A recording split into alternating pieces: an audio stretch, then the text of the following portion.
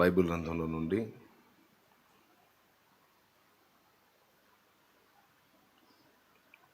ఒక వచనాన్ని చదువుకుందాం. పేతురు రాసిన రెండవ పత్రిక మొదటి అధ్యాయము.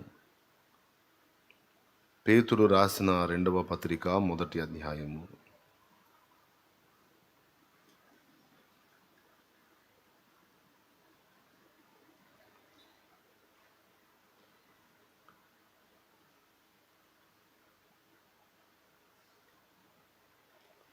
నాలుగవ వచనం నుంచి, ఆ మహిమ గుణాతిశయములను బట్టి ఆయన మనకు అమూల్యమును అత్యధికములునైన వాగ్దానములను అనుగ్రహించి ఉన్నాడు. పేతురు రాసిన రెండవ పత్రిక మొదటి అధ్యాయము 4వ వచనం. ఆ మహిమ గుణాతిశయములను బట్టి ఆయన మనకు అమూల్యములను అత్యధికములునైన వాగ్దానములను అనుగ్రహించి ఉన్నాడు. దురాశను అనుసరించుట వలన లోకమందున్న భ్రష్టత్వమును ఈ వాగ్దానముల మూలముగా మీరు తప్పించుకొని, దురాశను అనుసరించుట వలన లోకమందున్న భ్రష్టత్వమును ఈ వాగ్దానముల మూలముగా మీరు తప్పించుకొని, దేవ స్వభావమునందు పాలివారగునట్లు వాటిని అనుగ్రహించెను. ఈ హేతువు చేతనే మీ మట్టుకు మీరు పూర్ణ జాగ్రత్త గలవారై, మీ విశ్వాసమునందు సద్గుణమును, సద్గుణమునందు జ్ఞానమును, జ్ఞానమునందు ఆశానిగ్రహమును, ఆశానిగ్రహమునందు సహనమును, సహనమునందు భక్తిని, భక్తియందు సహోదర ప్రేమను, సహోదర ప్రేమయందు దయను అమర్చుకొనుడి. ఇవి మీకు కలిగి విస్తరించిన ఎడల అవి మన ప్రభువైన యేసుక్రీస్తును గూర్చిన అనుభవ జ్ఞాన విషయములో మిమ్మును సోమరులైనను నిష్ఫలులైనను కాకుండా చేయును. ఇవి మీకు కలిగి విస్తరించిన ఎడల అవి మన ప్రభువైన యేసుక్రీస్తును గూర్చిన అనుభవ జ్ఞాన విషయములో మిమ్మును సోమరులైనను నిష్ఫలులైనను కాకుండా చేయును. చిన్న మాట ప్రార్థన చేసుకుందాం. ప్రేమ కలిగిన మా మహాపరిశుద్ధ తండ్రి, ఘనుడవగు దేవా, నీకు స్తోత్రము. నీ దయాపూర్వక సంకల్పాన్ని బట్టి గతించిన కాలమంతా క్షేమకరమైన మీ రెక్కల నీడలో నన్ను మమ్మల్ని కాపాడి ఈవేళ మమ్మల్ని ఇక్కడికి సమకూర్చారు. స్తోత్రమయ్యా. ఇంతసేపు చెల్లించిన స్తుతి ఆరాధన గైకొన్నారు. చేసిన ప్రార్థనా మనవులకు గౌరవాన్ని నాయన అనుగ్రహించి గౌరవం ఇచ్చి గైకొన్నారు. నిశ్చయముగా సమాధానము ఇచ్చారనే నమ్మి స్తుతిస్తున్నాం. ఇప్పుడు నీ మాటలు వినగోరి మిగుల ఆశతో నీ పాదాల చెంత ఎదురు చూస్తుండగా దేవా, నాతో మాతో అందరితో మాట్లాడు. ఉపదేశాన్ని అడ్డగింపు చూసే సైతాను, దురాత్మ, దయ్యపు అంధకార శక్తుల ప్రభావమును నజరేయుడగు యేసు నామమున బంధిస్తున్నాం. నీ కనికరము మా ఎడల రానిమ్ము దేవా. నాతో మాట్లాడు, మాతో మాట్లాడు, సహాయం వచ్చి. నీ దాసుడు బలహీనుడు, నీ రెక్కల నీడన దాచి భద్రపరిచి వాడుకోమని యేసు ప్రశస్త నామమున ప్రార్థించి విశ్వాసమును బట్టి జవాబు పొందామని నమ్మి నిన్ను స్తుతిస్తున్నాం తండ్రి. Amen, amen. ప్రభునందు ప్రియులారా, మనం చదువుకున్నటువంటి ఈ వాక్య భాగాన్ని మీరు పరిశీలించినట్లయితే చాలా పెద్ద అంశం ఉన్నటువంటి వచనం అది. వచనం కాదు, వచనాలు. ఎందుకంటే ఒక వచనం చదవాల, చాలా వచనాలు చదువుకున్నాం. ఈ వచనాల్లో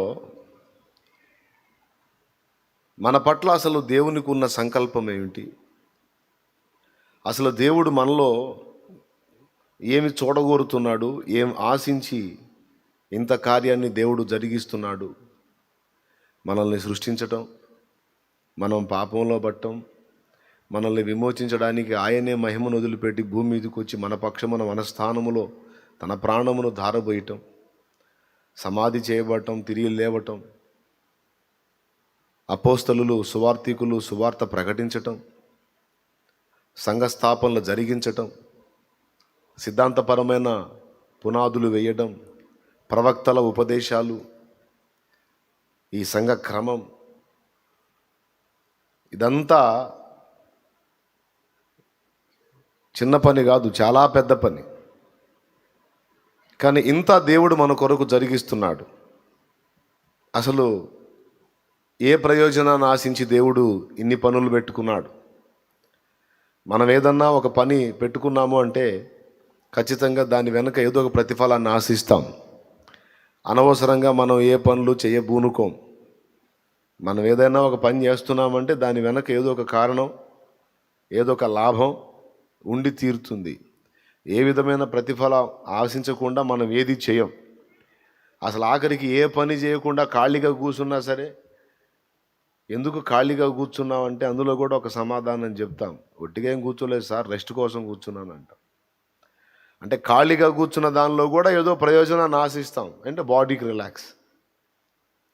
సో మనుషులంగా మనమే ఏ పని చేసినా ఏదో ఒక ప్రతిఫలం, అర్థం, పరమార్థాన్ని కలిగి ఉండే పని చేస్తాం. మనకంటే ఎన్ని రెట్లు జ్ఞానవంతుడు దేవుడు అని చెప్పొచ్చు. వందల, వేల, లక్షల, కోట్ల, ఎంత మనకంటే ఎన్ని రెట్లు ఎక్కువ జ్ఞానం కలిగినోడు అంటే ఆయన జ్ఞానమునకు మితి లేదు. ఇంత అని మనం చెప్పజాలం. మన జ్ఞానానికి, మన తెలివికి, మన ఐడియాలజీకి ఒక హద్దు, ఒక పరిమితి ఉంది. కానీ ఆయన జ్ఞానానికి హద్దు, పరిమితి లేదు. ఆయన అనంత జ్ఞాని, అనగా ఆయన జ్ఞానమునకు అంతము, హద్దు, పొలిమేరలు లేవు. మరి పరిమిత జ్ఞానం కలిగిన మనిషే ఏం చేసినా ఏదో ఒక ప్రతిఫలం ఆశించి చేసినప్పుడు, మరి ఇంత కథ నడిపిస్తున్నటువంటి దేవుడు ఏ ప్రయోజనం ఆశించకుండానే ఇంత కథ నడిపిస్తున్నాడా? ఇన్ని రిస్కులు చేశాడా? ఇంత కార్యాలు జరిగించాడా అనే ప్రశ్న మనం వేసుకుంటే ఖచ్చితంగా ఆయన ఏదో ఒకటి మన నుండి ఆశించే ఈ కార్యాన్ని జరిగిస్తున్నాడు. ఏం ఆశించి ఉంటాడు? అసలు మనల్ని ఏం చేయాలనుకుంటున్నాడు? మనల్ని ఏం చేసి ఆయన ఏమవ్వాలనుకుంటున్నాడు? ఇంతకు అసలు మన వెనక ఆయనకున్న ఆనందం ఏంది అనేవి ఖచ్చితంగా మనం వేసుకోవాలి. ఈ ప్రశ్నలు ఏం పిచ్చి ప్రశ్నలు ఏం కాదు. ఇలాంటి ప్రశ్నలు వేసుకున్నవాడే సరిగ్గా ఆలోచించగలిగినోడు. అసలు జీవితంలో ఒక్కసారన్నా ఇలాంటి ప్రశ్న పుట్టినోడు నా లెక్కలో అసలు మనిషే కాదు. అసలు మనిషే కాదు. ఈ ప్రశ్న పుట్టినోడు నా లెక్కలో అసలు మనిషే కాదు. పుట్టినోడు కాస్త మనుషుల లెక్కలోకి వచ్చినట్టు. స్తోత్రం. లేకపోతే జస్ట్ అదే పేతురు పత్రికలు ఈ పక్క పేజీలో ఉంటుంది చూడండి, కొన్ని ఉన్నాయట. జస్ట్ అవి ఎందుకు అంటే అక్కడ చెబుతున్నాడు 2వ అధ్యాయంలో 12వ వచనంలో చెబుతున్నారు చూడండి. వాటితో జమ కట్టాలి. ఇక నేను ఈ ప్రశ్న వేసుకోని వ్యక్తిని, వారైతే పట్టబడి చంపబడుటకే స్వభావ సిద్ధముగా పుట్టిన వివేక శూన్యములకు మృగముల వలె ఉండి. చాలు. వివేక శూన్యమైనటువంటి మృగము, వివేక శూన్యములకు మృగములు. అసలు ఎందుకు అవి పుట్టినాయి? వారైతే పట్టబడి చంపబడుటకే స్వభావ సిద్ధముగా పుట్టిన వివేక శూన్యములకు మృగములు. అక్కడ కొంతమందిని గురించి మృగాలతో పోల్చి మాట్లాడుతున్నాళ్లే. మహాత్ముల్ని దూషించే రకాలు ఉన్నారు కదా, వాళ్ళని. అర్థమైందా? వాళ్ళని గురించి ఉటంకించి మాట్లాడాడు. సరే, వాళ్ళ ప్రస్తావన గురించి కాదు అక్కడ నేను చూపించాలనుకున్నది ఏంటంటే, మృగాలు దేనికి? పట్టబడి చంపబడుటకే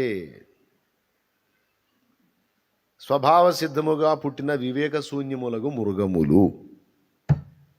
మృగాలకు మనకున్నట్టు ప్రాణము, శరీరం, కొన్ని భావోద్రేకాలు కూడా ఉంటాయి మృగాలకి.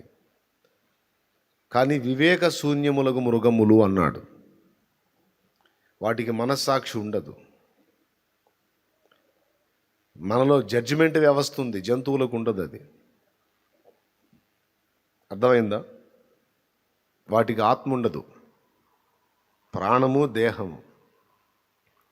ప్రాణములోనే భావోద్రేకములు ఉంటాయి కాబట్టి జంతువులు కూడా వాటి పిల్లల్ని ప్రేమించగలుగుతాయి, వాటి మీదకి ఎవరన్నా వస్తే కోప్పడగలుగుతాయి. ఈ భావోద్రేకాలు, ఈ కోపము, ప్రేమ, ప్రతీకార చర్యగా దాడి చేయటము, ఈ భావోద్రేకాలు ఇవి ప్రాణంలో ఉంటాయి. అలాగే 3వ భాగం ఆత్మ. మనకి ఆత్మ ఉంది. అంటే జంతువులకు మించి అదనంగా మనకేముంది? ఆత్మ ఉంది. ఆ ఆత్మలో వివేచన, మనస్సాక్షి, అంటే జడ్జిమెంట్ వ్యవస్థ, చేసింది తప్పా రైటా, న్యాయమా అన్యాయమా అని వివేచించుకొని, ప్రశ్నించుకొని, అవసరమైతే దిద్దుకునేటువంటి నేచర్ జంతువులకు లేదు, మనకుంది. అందుకే మనకి సిగ్గు శరం ఉంది కాబట్టి బట్టలు కట్టుకొని తిరుగుతున్నాం. వాటికి అవి లేవు కాబట్టి అవి లేవు. స్తోత్రం.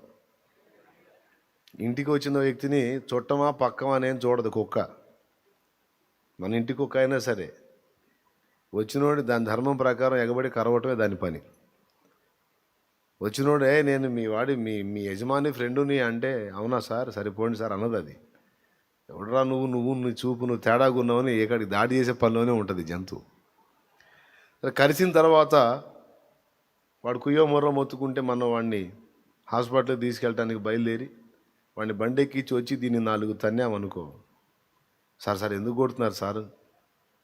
వచ్చినోడు అర్థం కాలేదు సార్, మీ ఫ్రెండా మీ బంధువా, నీకు ఇంటోడేవో సొంతోడేవాడో బయటోడేవాడో తెలియట్లేదే నీకు అని కొడతా ఉంటే, సారీ సార్ అలా ఇది అనుకోలేదు నేను అని అనుకుంటుంది. అంటదా కుక్క?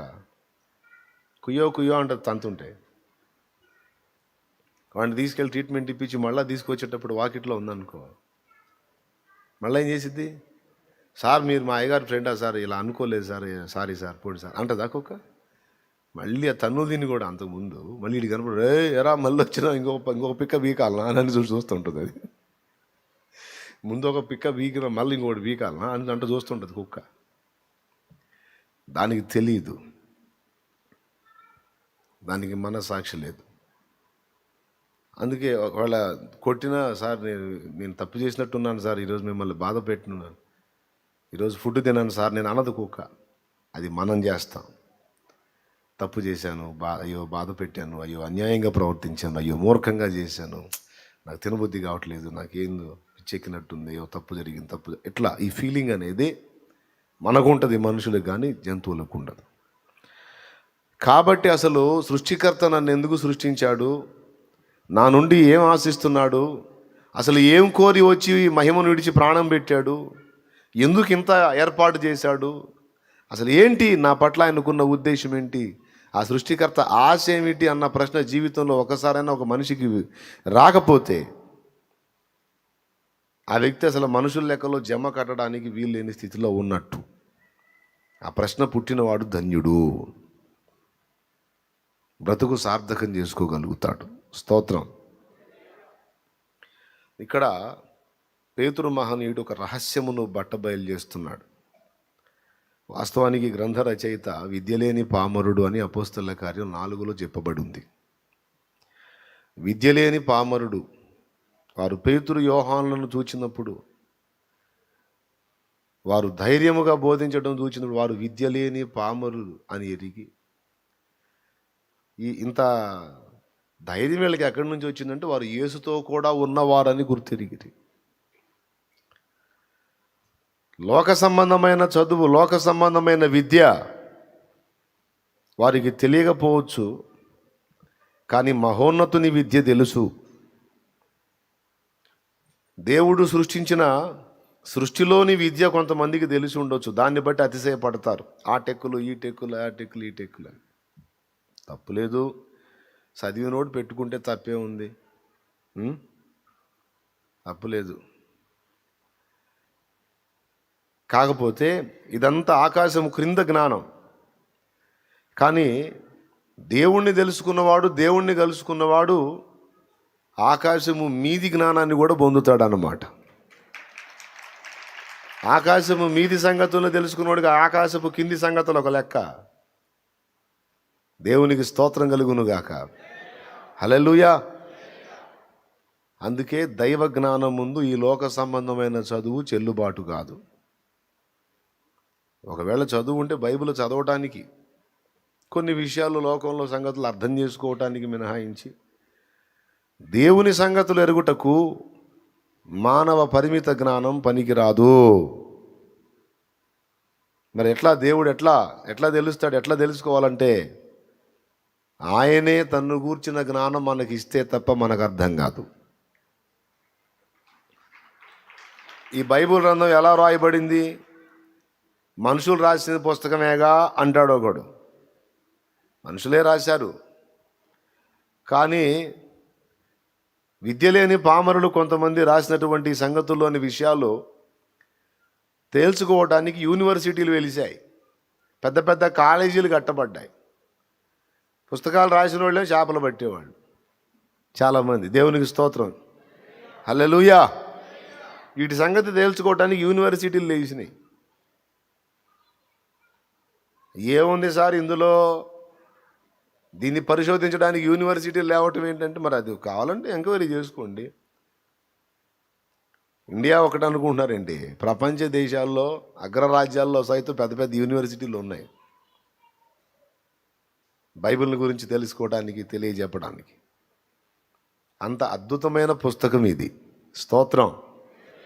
అయినా వాళ్ళ వల్ల కూడా వాళ్ళు కూడా కంప్లీట్గా అన్ని విషయాలు ఓపెన్ చేసి చెప్పిందేం లేదు. కొంత అవగాహన. రాసిన వాళ్ళేమో మళ్ళీ చేపలు పట్టేవాళ్ళు, పండ్లు ఎరుకునేవాళ్ళు, వ్యవసాయం చేసుకునేవాళ్ళు.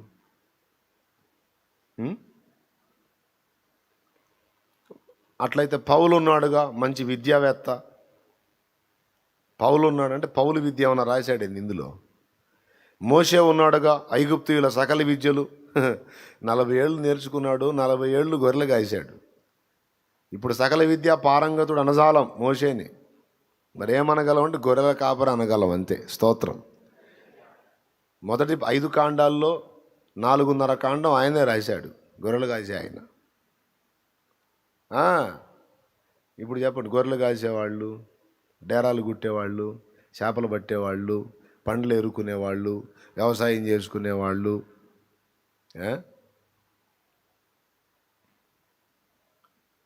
రాజుల దగ్గర కొలువు చేసుకునేవాళ్ళు మొదలైన వాళ్ళ చేత రచించబడింది ఈ గ్రంథం. అబ్బా, భలే దొరికే మనుషుల పుస్తకం అని తేల్చేసేవాళ్ళు.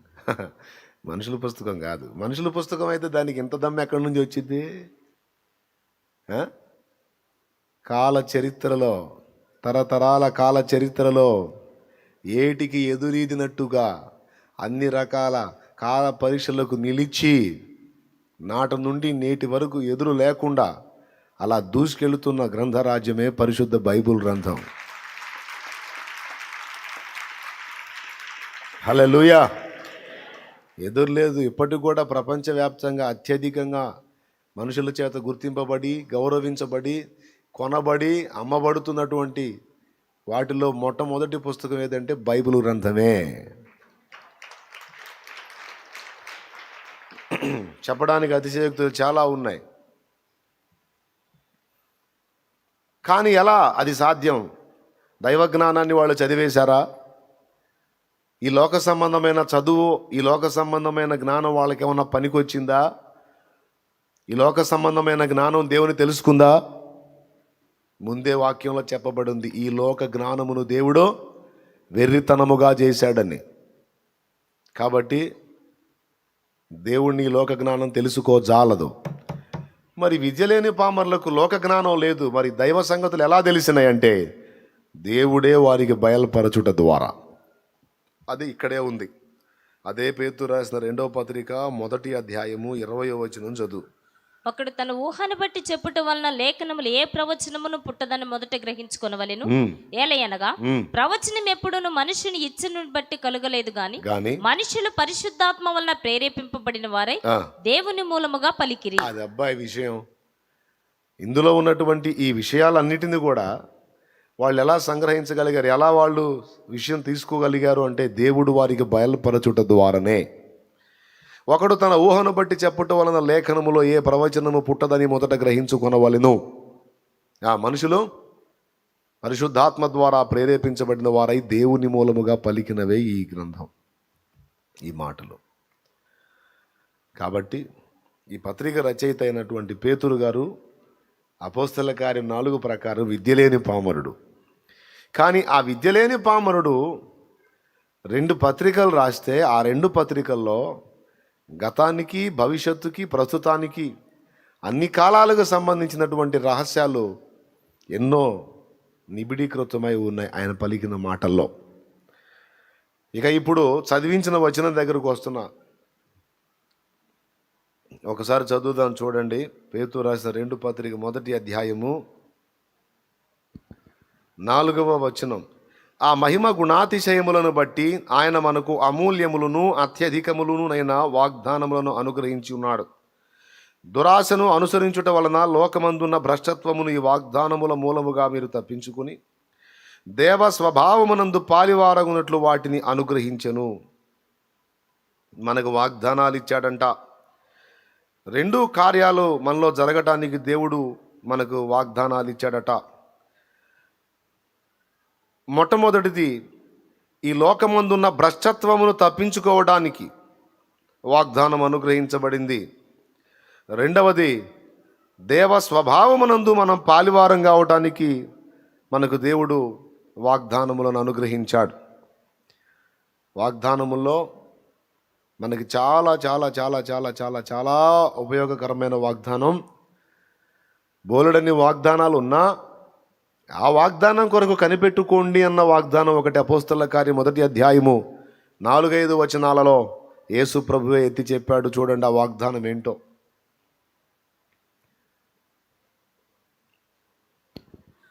ఆయన వారిని కలుసుకొని ఇలాగూ ఆజ్ఞాపించెను. అపోస్తలుల కార్యములు 1వ అధ్యాయము 4-5 వచనాలు చదువుతుంది చూడండి. మీరు యెరూషలేము నుండి వెళ్ళక నా వలన వినిన తండ్రి యొక్క వాగ్దానము కొరకు కనిపెట్టుడి. అద్దుగో, నా వలన వినిన తండ్రి యొక్క వాగ్దానము కొరకు కనిపెట్టుడి. యోహాను నీళ్లతో బాప్తిస్మం ఇచ్చెను గాని కొద్ది దినములలోగా మీరు పరిశుద్ధాత్మలో బాప్తిస్మము పొందెదరనెను. దేవునికి స్తోత్రం. మనకి ఇవ్వబడిన వాగ్దానములో ఒక అద్భుతమైన వాగ్దానం ఇది. ఏమిటి ఈ వాగ్దానం అంటే పరిశుద్ధాత్ముడు. ఏమిటి ఈయన వల్ల మనకు ప్రయోజనం?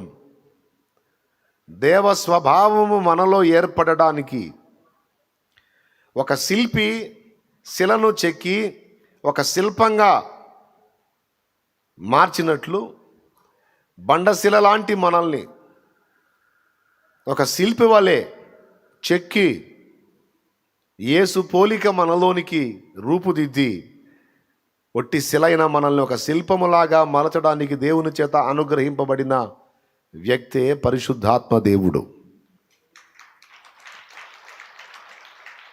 అంత శాఖరేం అవసరం లేదు, మీరు ప్రశాంతంగా వినండి. లేదు ఏదన్నా మీకు స్పందన కలిగి కొట్టాలనిపిస్తే గట్టి కొట్టండి. నేను కొద్దిగా ఇబ్బందిగా ఉంటే ఏం ప్రాబ్లం ఏం లేదు, నేనేం అనుకోను. చెప్పే మ్యాటర్ మీకు ఎక్కితే చాలు, నాకు అదే కావాల్సింది. స్తోత్రం. హల్లెలూయా. అసలు దేవుడు నన్ను ఎందుకు పుట్టించాడు? అసలు నా నుండి దేవుడు ఏం ఆశిస్తున్నాడు? ఈ లోకంలో ఉండే ఈ 3 నాళ్ల జీవితం కోసమే నేను నిర్మించబడ్డానా, లేకపోతే నా విషయంలో ఇంకా దేవునికి ఏదన్నా వేరు ప్రణాళిక ఉందా అన్న ప్రశ్న పుట్టకపోతే ఎట్టండి మనిషికి? పుట్టొద్దు, పుట్టాలా? ఉన్న భోగం అంతా ఈ 3 రోజులేనా? బాధలైనా, వ్యధలైనా, వేదనలైనా, ఆనందాలైనా ఈ 3 రోజులైనా? దీని తర్వాత ఏమన్నా ఉందా అంటే ఉంది. అది చెప్తుంది దేవుని వాక్యం. అసలు ఇంకా చెప్పాలంటే దీని తర్వాతి జీవితానికే ఇది జస్ట్ సిద్ధపాటు, జస్ట్ ఇది ఒక ట్రైనింగ్ సెంటర్. ఈ భూగోళం పరీక్షా కేంద్రం, ట్రైనింగ్ సెంటర్ అంటారు కదా, అవి రెండును. అనుభవాన్ని నేర్పునది, పరీక్షించున్నది రెండు. ఇది మనకి ఈ 2 జరిగిన తర్వాత పరీక్షా కేంద్రం నుండి, ట్రైనింగ్ సెంటర్ నుండి అనుభవం పొందినోడు ఎక్కడికి పోతాడు? ఆడే ఉంటాడా? ట్రైనింగ్ కేంద్రంలో, ట్రైనింగ్ సెంటర్లో ఉంటాడా? నో, జాబ్లోకి వెళ్ళిపోతాడు. మనకుంది ఇక్కడ మనకి ఇవ్వబడిన ఆయుష్కాలం పూర్తి చేసుకొని మరొక నూతన ప్రపంచంలోనికి అడుగు పెడతామన్నమాట. ఇక్కడ మన కనబడే దృశ్య ప్రపంచం తాత్కాలికమైంది, ఇది కొంతకాలమే. ఒకనాడు వస్తుంది, ఆ రోజు మనము మార్పు పొందుతాం. ఈ ప్రకృతి కూడా మారిపోతుంది. పంచభూతములు మహావేంద్రంతో లయపరచబడే దినం ఉంది. బిల్డింగ్ కడుతున్నాను సార్, దగ్గర 100 ఏళ్ళు గ్యారంటీ సార్ అంటాడు. 100 ఏళ్ళు గ్యారంటీ, ఓకే. ఇంకొక 1000 ఏళ్ల తర్వాత ఇక భూమికే అవకాశం లేదు. పంచభూతములలో భూమి ఒకటి, ఆకాశం ఒకటి. పంచభూతములు మహావేంద్రంతో లయమైపోతాయి అని ఇదే పేతురు పత్రిక జస్ట్ 3వ అధ్యాయంలో మీరే చూడండి, అండర్లైన్ చేసుకోండి, మీకు ఉపయోగపడిద్దిగా. చూడండి 10వ వచనం, 3:10. అయితే ప్రభు దినము దొంగ వచ్చినట్లు వచ్చును, ఆ దినమున ఆకాశములు మహాధ్వనితో గతించిపోవును, పంచభూతములు మిక్కటమైన వేంద్రముతో లయమైపోవును, భూమియు దాని మీదనున్న కృత్యములను కాలిపోవును. భూమే కాలిపోతే ఇంకా కృత్యములు ఎక్కడ ఉంటాయి? స్తోత్రం.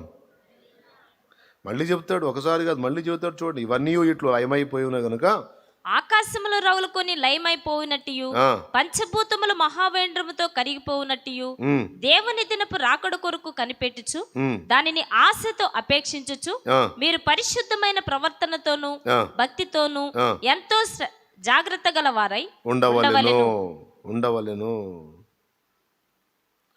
మనం ఆయన వాగ్దానమును బట్టి క్రొత్త ఆకాశముల కొరకును క్రొత్త భూమి కొరకును కనిపెట్టుచున్నాము, వాటి యందు నీతి నివసించును.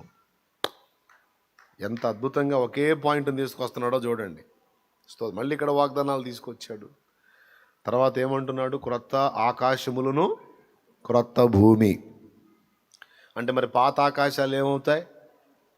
మహావేంద్రంతో కరిగిపోతాయి అన్నాడు, లయమైపోతాయి అన్నాడు. మరి పాత భూమి ఏమవుతుంది? లయమైపోతుంది. ఎందుకు లయమైద్దిలే అనియా అంటే, మరి పుట్టినోళ్ళు మనకంటే ముందున్నోళ్ళు బాలా, మనకంటే ముందున్నోళ్ళు, మనల్ని అన్నోళ్ళు, మనతో పాటు కలిగినోళ్ళు, మన స్నేహితులు, శ్రేయోభిలాషులు, బంధువులు పోలా ఎటుపోయారు? ఆవిరిలాగా మాయమైపోయారు. ఏంది? బొందల గడ్డలో పోయి గుంటతో వస్తా మళ్ళీ కనపడతాడేమో వాడు, కనపడదో. ఒకరోజు వస్తుంది. మన బతుకు అంతే. చూస్తా చూస్తా చూస్తా కనపడ్డ మూత తీయగానే అలా గుప్పున కనపడే ఆవిరి చూస్తానే మాయమైనట్టు, మనతో కూడా జీవితాన్ని ఆరంభించిన వాళ్ళు ఎంతోమంది ఆవిరిలాగా మాయమయ్యారు. నువ్వు నేను అంతే. కాకపోతే మనకి ఇంకా టైం ఇవ్వబడింది, వెళ్ళిన వాళ్ళకి టైం అయిపోయింది. టైము ఉన్నదాకా మనం కూడా ఆవిరిలాగా అట్ట కనపడతా ఉంటాం. ఇంకా అయిపోయింది అబ్బాయి వచ్చే నాన్న అనగానే ఇంకా ఆవిరి మాయమైనట్టు మనం కూడా ఇంట్లో ఫోటోను కాస్త గుర్తింపు ఉన్నాడైతే రోడ్డు మీద ఫ్లెక్సీ. స్తోత్రం, హల్లెలూయా. ఇప్పుడు ఫ్లెక్సీ సీజన్ కదా, అది ఫ్లెక్స్ అన్నమాట. ఇక అంతమించి ఏం లేదు. మన ఉనికికే నికరం లేదు ఇక్కడ.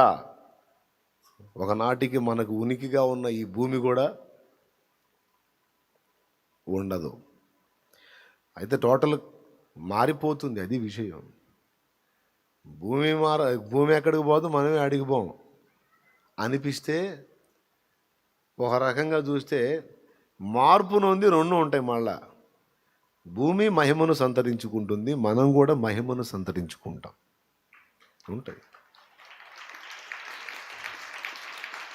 అయితే పాతవి గతించెను, ఇదిగో సమస్తము అన్న కార్యం జరగాలి. కాబట్టి అసలు మనల్ని ఇక్కడికి ఎందుకు పంపించాడంటే, కొద్ది కాలం మనం నిర్మించబడటానికే, ఆ నిత్యత్వానికి తగిన విధంగా మనల్ని రూపుదిద్దటానికే దేవుడు మనల్ని ఇక్కడ ఉంచాడు. చూడండి, ఆయన ప్లాను ఏకదం మహిమతోనే చేసేది ఉండే, దేవదూతల్ని చేసినట్టు. కానీ నేల మంటి నుండి మనిషిని చేశాడు. చూడండి, ఇప్పుడు నా డౌటు, దేవుడిని అడుగుతా కూర్చొని, ఏందైనా దేవదూతల్ని మహిమతో చేసా, వాళ్ళకి సాగుకి ఇవేం లేదు, మమ్మల్ని మట్టితో చేసే సావటాన్ని కంఫర్ట్గా చేసావి.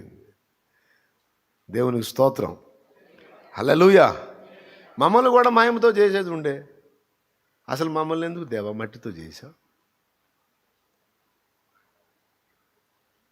అవునా? అక్కడ పెద్ద మర్మం ఉంది, అక్కడ ఒక రహస్యం ఉంది. తెలుసు, ఆయనకు ముందే మన భవిష్యత్తు తెలుసు. అందుకే మంటితో నిర్మించాడు.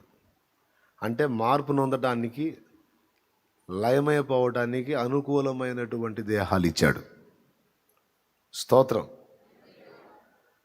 మరి దేవదూతలు అలా చేయబడ్డారు, మనం ఎలా ఎందుకు చేయబడ్డాం? ఇదో ప్రశ్న. తర్వాత ఎప్పుడు మనం చెప్పుకుందాం. నా పాయింట్ దగ్గర రావాలంటే మళ్ళీ అటు పోయి వచ్చానంటే టైం తీసుకుంటుంది. అందుకని మనకైతే ఒక ఛాన్స్ ఇవ్వబడింది. ఒకవేళ పాపము చేసినట్లయితే దేహము మార్పు నొందే అవకాశం మనకుంది. మరణము ద్వారానో మహిమ ద్వారానో మార్పు నొంది మళ్ళా నూతనత్వాన్ని సంతరించుకునే అవకాశం మనకి ఇవ్వబడింది. దేవదూతలకు ఆ ఛాన్స్ లేదు. తెలుసా మీకు? దేవదూతలు కూడా పశ్చాత్తాపడి మారు మనసు పొంది బాప్టిజం పొంది పరలోకం పోయే ఛాన్స్ ఉందా? అట్టయితే సైతాను కూడా పోతాడు, వాడికి లేదు అవకాశం. చేసేటప్పుడే వాళ్ళని పరిపూర్ణులుగా చేసేశాడు. ఇక ఏదైనా తప్పు జరిగిందంటే వాళ్ళకి అన్నీ తెలిసి హృదయపూర్వకంగా చేశారు. ఇక తీర్పే తప్ప వాళ్ళకి ఇంకా వేరే అవకాశం లేదు. స్తోత్రం. హల్లెలూయా. కానీ మనకు అవకాశం ఉంది. సరే, కాబట్టి మనం స్పెషల్గానే దేవుని చేత చేయబడ్డాం. మన సృష్టి వేరు, మన మీద దేవునికి ఉన్న భవిష్యత్ ప్రణాళిక వేరు. దాన్ని ఎప్పుడు మన కన్నుల ఎదుట నుండి తొలగిపోనీయకూడదు. బుర్ర బాగున్న వాళ్ళు మైండ్కి ఎక్కించుకోండి, నిద్రమోహం వాళ్ళు నిద్రపోండి. ఒకసారి అందరూ కలిసి స్తోత్రం చెప్పండి. చెప్పండి, గట్టిగా చెప్పండి. మళ్ళీ ఒకసారి చెబుతాను. బుర్ర బాగున్న వాళ్ళు మైండ్కి ఎక్కించుకోండి, నిద్రమోహం వాళ్ళు నిద్రపోండి.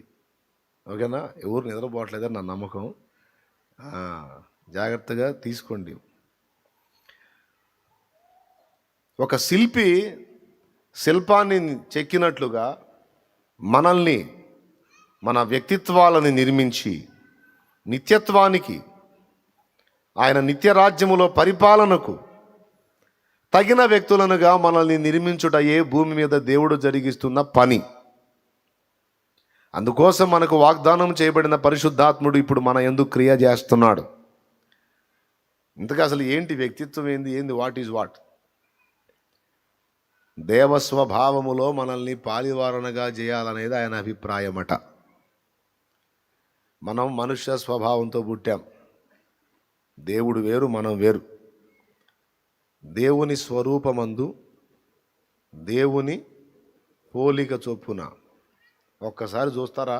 ఆదికాండం 1:26-27 ఒక్కసారి చూడండి. మనల్ని చేసినప్పుడు ఎలా చేశాడో చూడండి. దేవుడు మన స్వరూపమందు మన పోలిక చొప్పున నరులను చేయుదుము. ఇప్పుడు అక్కడ ఇంకో మాట కూడా రాస్తే బాగుండేది కదా సలోమి. మన స్వరూపమందు మన పోలిక చొప్పున మన స్వభావములో అంటే బాగుండేది కదా. గొడవే వదిలిపోను. స్తోత్రం. ఆ ఒక్కటి మిస్ అయినందుకు బాధ నాకు. మీకేమైనా అర్థమైందని నేను చెప్పింది? ఏం అర్థమైంది?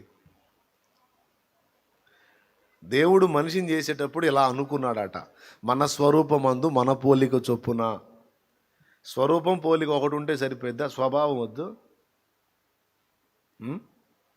కొంతమంది తండ్రులేమో శాంత స్వభావాలు ఉంటే కొడుకులేమో ఇడిమేల దుంపలు ఉంటారు, నడవంతరం. పక్క వాళ్ళు అంటుంటారు, ఒరే వాడంత సాధువురా, ఈడంత దుర్మార్గుడు, వాడి కడుపు ఈడెట్ట పుట్టాడురా, వాడి అవతారం వాడి పోలిక వచ్చింది కానీ వాడి స్వభావం రాలేదురా అంట.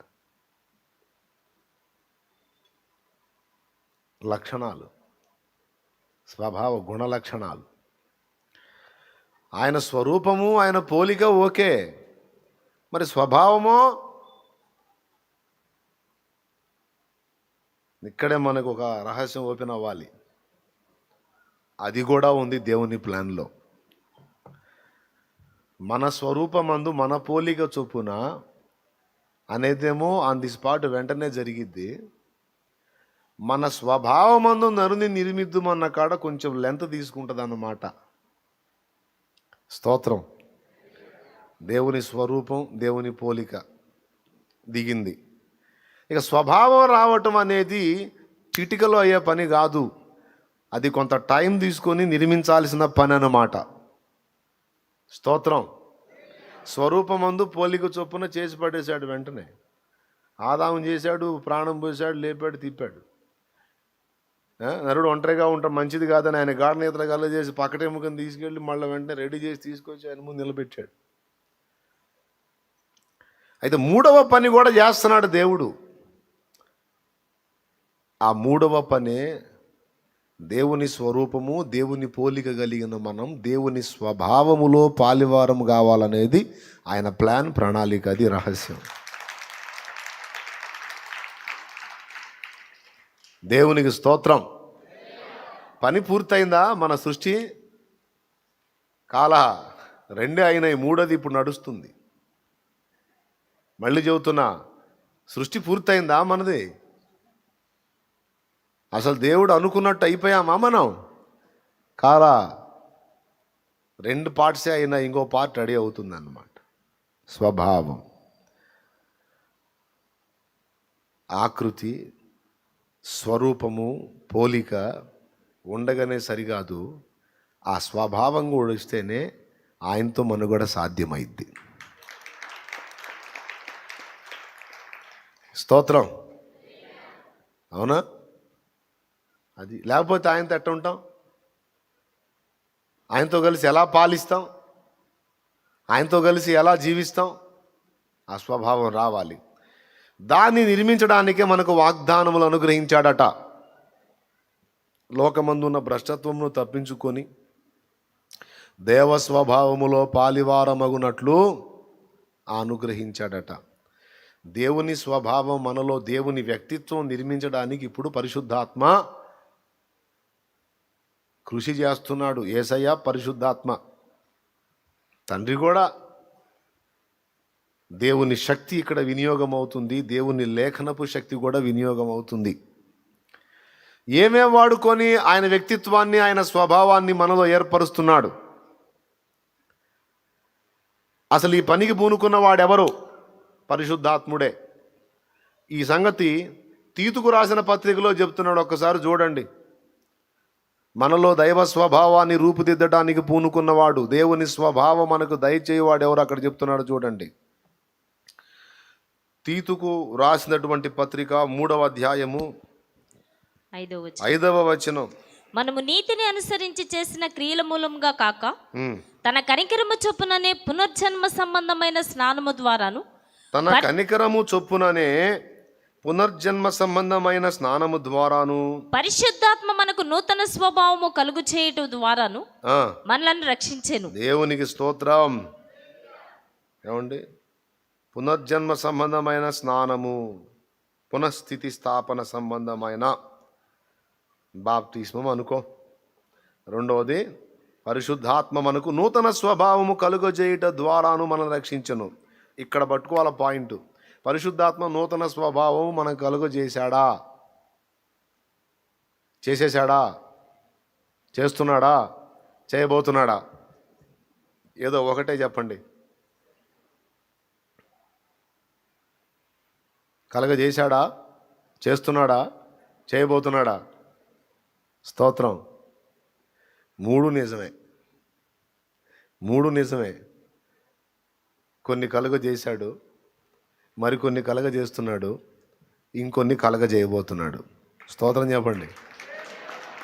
ఈ 3 పరిశుద్ధాత్మ దేవుడు పూనుకొని చేస్తున్నాడు.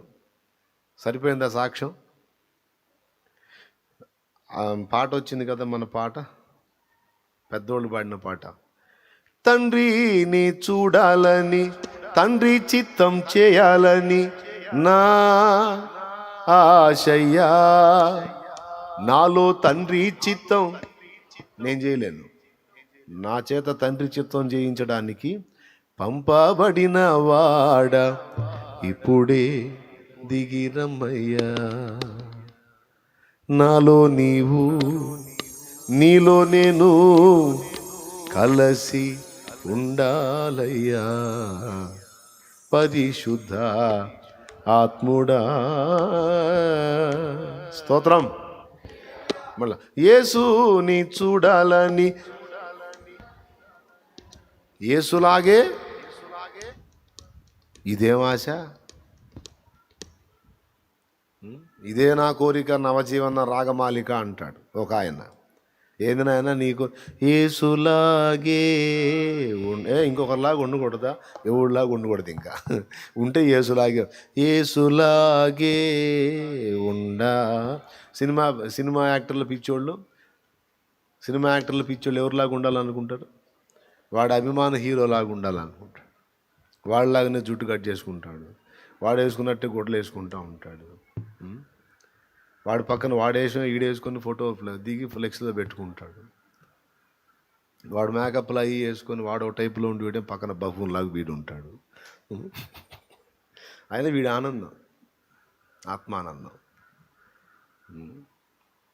కానీ మనకైతే ఒక హీరో ఉన్నాడు, ఉంటే ఆయనలాగానే ఉండాలి. ఎవరాయన? యేసు. మనకు ఒక బ్లూ ప్రింట్ ఉంది. ఎవరా బ్లూ ప్రింట్ అంటే యేసే.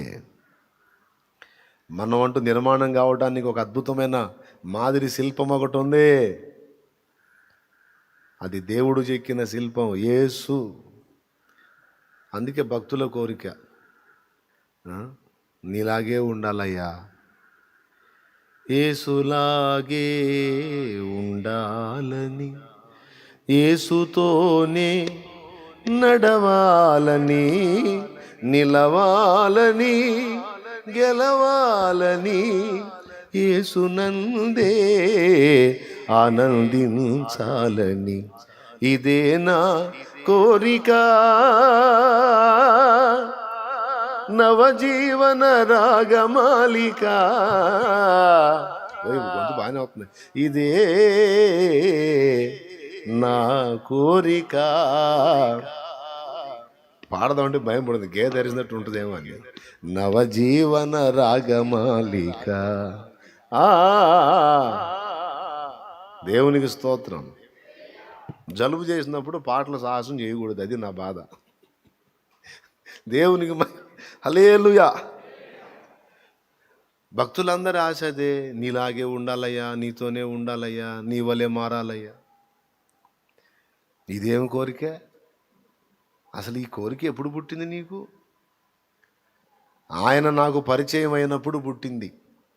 ఆయన నాకు పరిచయం చేసిన ఆయన పుట్టించాడు ఈ కోరిక నాకు.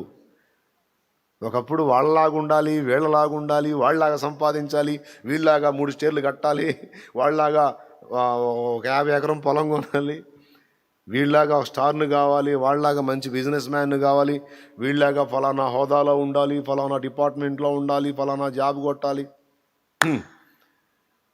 ఇవన్నీ పరిశుద్ధాత్ముడు నన్ను దర్శించిన తర్వాత విరిగిపోయి, ఆయన నా కళ్ళు తెరిచిన తర్వాత నేను అలాగుండాలి ఎలాగుండాలి అనేవన్నీ కూడా బుస్సని అర్థమయ్యి, ఉంటే గింటి ఉండాల్సిన కూడా యేసులాగా ఉండాలి అంతే, ఇంక లేదు. పరిపూర్ణుడు ఆయనే, ఆయన వలే ఉండాలి.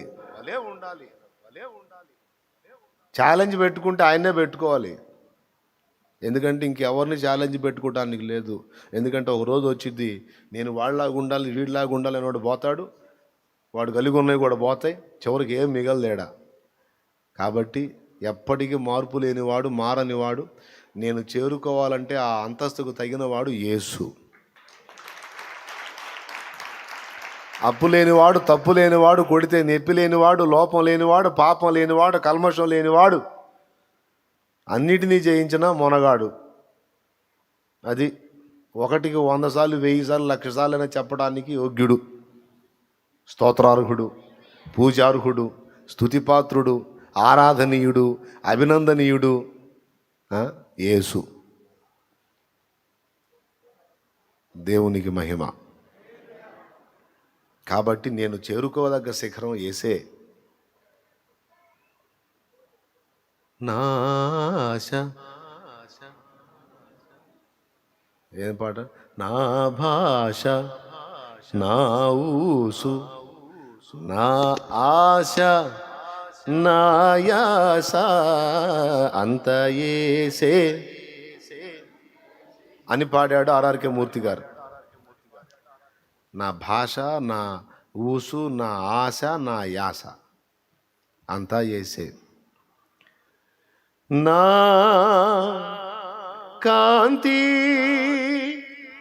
నా శాంతి జయంతి వర్ధంతి నా వర్ధంతి నా జయంతి జయంతి వర్ధంతి నా వర్ధంతి నా జయంతి అంతా యేసే జగమంతా యేసే అంతా యేసే జగమంతా యేసే అంతా యేసే జగమంతా యేసే అంతా యేసే జగమంతా యేసే నా భాష నా ఊసు నా ఆశ నా యాస అంతా యేసే జగమంతా యేసే అంతా యేసే జగమంతా యేసే అంతా యేసే జగమంతా యేసే అంతా యేసే జగమంతా యేసే. దేవునికి మహిమ. ఒక దశకు వచ్చేటప్పటికి అంతా యేసునే చూడటం మొదలు పెట్టాడు మూర్తి గారు. మనకు కూడా వచ్చిందిలే, కాస్త కొంచెం శరీరంలో కాస్త పైచరసాలు పనిచేసినంత వరకు అటు ఇటు లాగుతుంటుంది. దేవునికి స్తోత్రం. అట్టే ఉంటాయా ఉడుగుతీగా, ఉడిగినప్పుడు ఆటోమేటిక్గా అంతా యేసే కనపడుతుంది. స్తోత్రం. ఇంకేం కనపట్లేదయ్యా నీకు, ఇంకేం కనపట్లే. బైబిల్ తీసినా యేసే, బయట చూసినా యేసే. నా పుట్టినరోజు యేసే, నేను పోయిన రోజు కూడా అన్నిట్లోనూ యేసే కనపడుతున్నాడు నాకు. అంత కనెక్ట్ అయిపోయారన్నమాట. స్తోత్రం. పరిశుద్ధాత్మ దేవుడు మనలో యేసు వ్యక్తిత్వాన్ని రూపుదిద్దాలనుకున్నాడు. ఎందుకంటే రేపు పరలోకంలో పరిపాలనలో ఉండేదంతా పెద్ద యేసు ఉంటే ఆ యేసుకు తోడు చిన్న యేసులు అందరూ ఉంటారన్నమాట.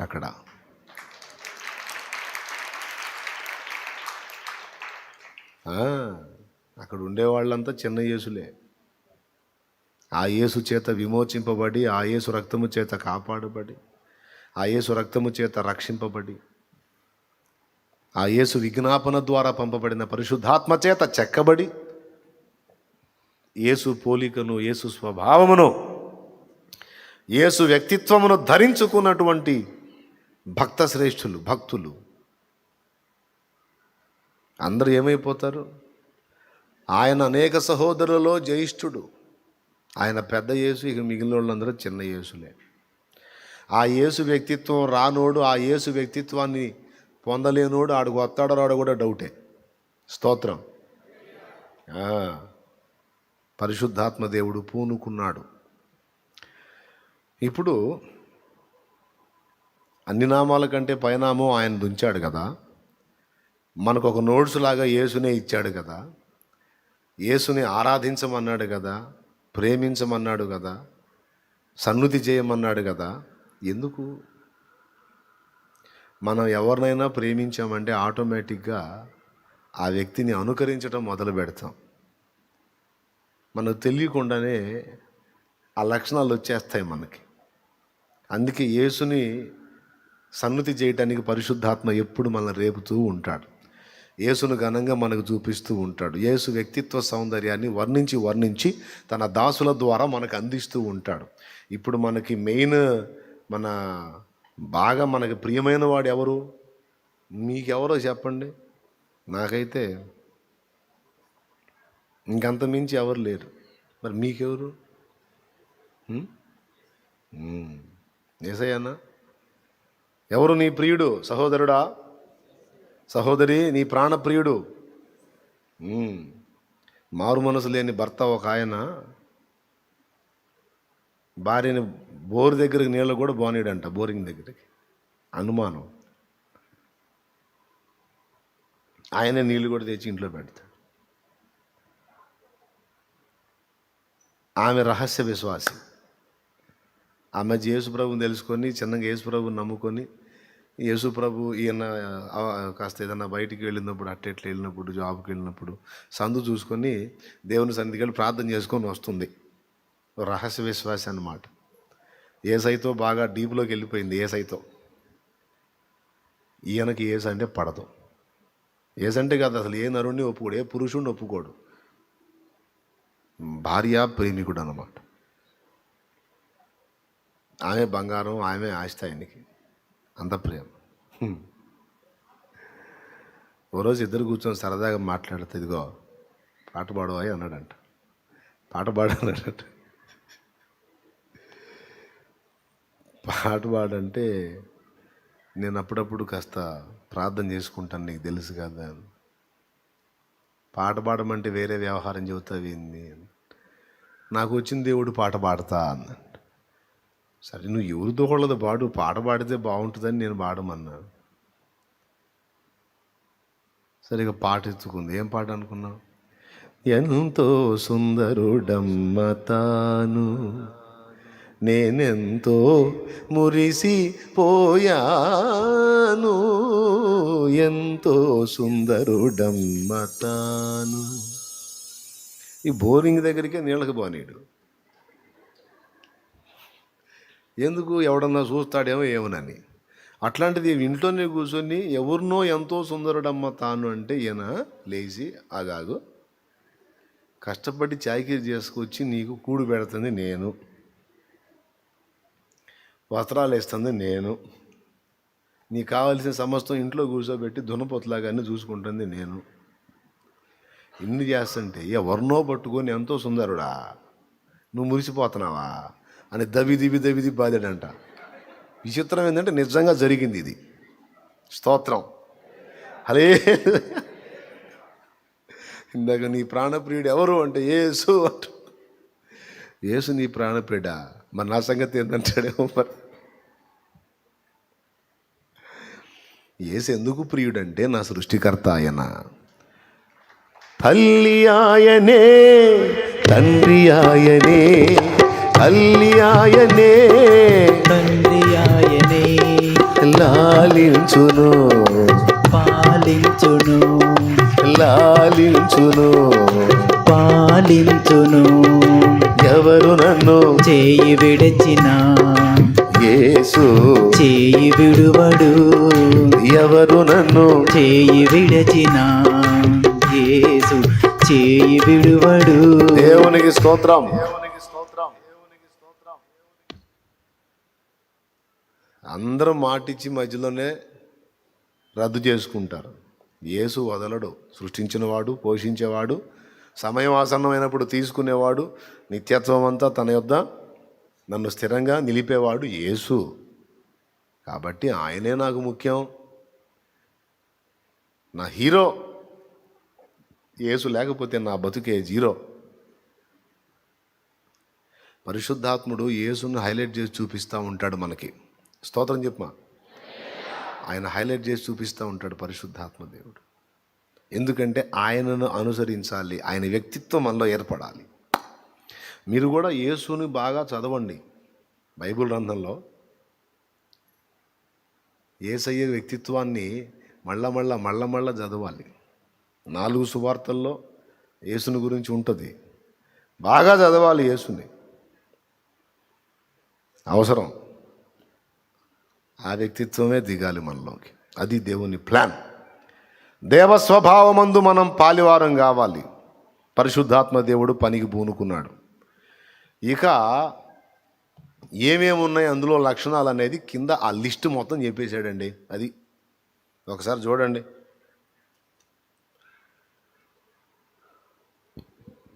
మొత్తం 8 రకాలు వస్తాయి చూడండి. విశ్వాసమునందు సద్గుణమును, సద్గుణమునందు జ్ఞానమును, జ్ఞానమునందు ఆశానిగ్రహమును, ఆశానిగ్రహమునందు సహనమును, సహనమునందు భక్తిని, భక్తి యందు సహోదర ప్రేమను, సహోదర ప్రేమ యందు దయను అమర్చుకొనుడి. ఈ దయ అన్నదాని దగ్గర కూడా పుట్టినోట్లో ప్రేమ అన్నాడు కనుక దీన్ని కూడా 7 సంఖ్యలో కలిపేస్తే మొత్తం అక్కడ లిస్టు 7 వచ్చినాయి. పుట్టినోట్లో దయ అన్న దగ్గర పుట్టినోట్లో ప్రేమను అన్నాడు. ప్రేమయందు ప్రేమను అమర్చుకునుడి అంటే అట్లా, అందుకని ప్రేమ యందు దయను అమర్చుకునుడి అని రాశారులే. కాబట్టి ఇక్కడ ఏమేమి వచ్చినాయి? మొట్టమొదటిది విశ్వాసము, విడగొట్టి రాసుకో, 7 8 వస్తాయి మొత్తం. నంబర్ 1 విశ్వాసము, నంబర్ 2 సద్గుణము, నంబర్ 3 జ్ఞానము. ఏ జ్ఞానము? దైవ జ్ఞానం, దైవిక జ్ఞానం. 4వది ఆశా నిగ్రహము, 5వది సహనము, 6వది భక్తి, 7వది సహోదర ప్రేమ, 8వది దయ. స్తోత్రం. ఏమన్నా రాశారా? 7 సేవలు అంటారా? సరే, ఏదోటి అనుకోండిలే. నేనైతే లిస్ట్ చెప్పా. అక్కడ మన వ్యక్తిత్వంలో అమర్చబడవలసినవి, రూపుదిద్దుకోవలసిన లిస్ట్ ఇక్కడ కొన్ని చెప్పాడు. ఇవన్నీ యేసులో ఉన్నాయి. యేసులో ఉన్నాయి. యేసు నరుడుగా భూమి మీదకి వచ్చినప్పుడు ఇవన్నీ ఆయనలో ఉన్నాయి. యేసు విశ్వాసము గలవాడా లేదా? దేవుని యందు విశ్వాసం ఉంచినవాడు నరుడుగా. 2వది సద్గుణాల సంపన్నుడు. పాట సుగుణాల సద్గుణాల మూట. యేసు అంటే శుభగుణములు, ఆశీర్వాదకరమైన ఆరోగ్యకరమైన గుణములు గలవాడు. తర్వాత జ్ఞానవంతుడు. ప్రభువు గొప్పవాడును, అది తెలుసుగా. అది జ్ఞానమునకు ఆయనే మితియులేని వాడని. ఇక్కడ చెప్పిన ఒక్కొక్క మాటకి ఒక్కొక్క పాట ఉంది. స్తోత్రం. ఫస్ట్ది ఏంది? విశ్వాసం మీద లేదా? సద్గుణం మీద లేదా? కాబట్టి 4వది ఆశా నిగ్రహం. యేసయ్య దగ్గర ఎక్కడ కకుర్తి కనపడదు, అన్నిటినీ కంట్రోల్ చేశాడు.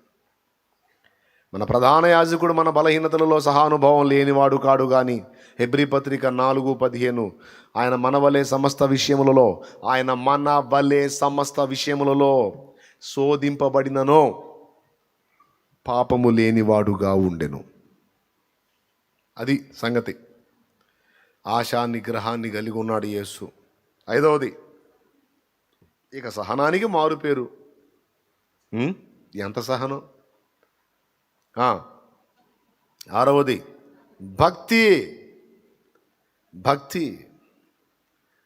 తండ్రిని ఎంత ప్రేమించాడో, ఎంత ఆరాధించాడో, ఎంత సేవించాడో.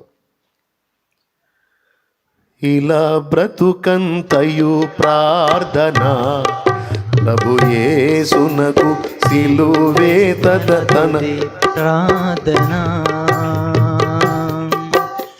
ఇనమంతా పని చేయుచు నాదుడు యేసు జనుల బాధలు మోయుచు. దినమంతా పని చేయుచు నాదుడు యేసు జనుల బాధలు మోయుచు.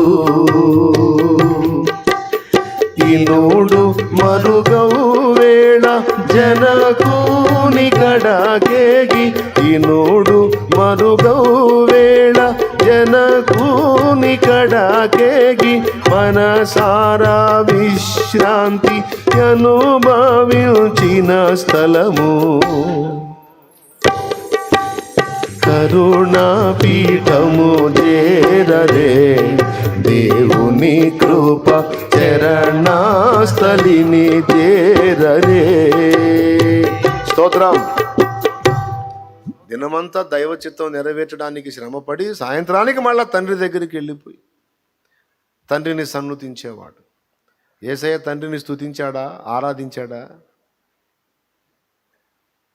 మరి స్తుతించి ఆరాధించినప్పుడు ఈయన సామాన్యుడు అవుతాడు, ఈయన ఆరాధించినోడు దేవుడు అవుతాడు, కానీ ఈయన ఎందుకు అవుతాడు అని ప్రశ్న కొంతమందిది.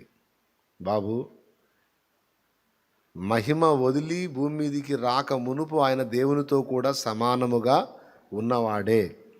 ఆ మహిమను వదిలిపెట్టి భూమి మీదికి మనుషుడిగా వచ్చాడు, సంపూర్ణ మానవుడిగా.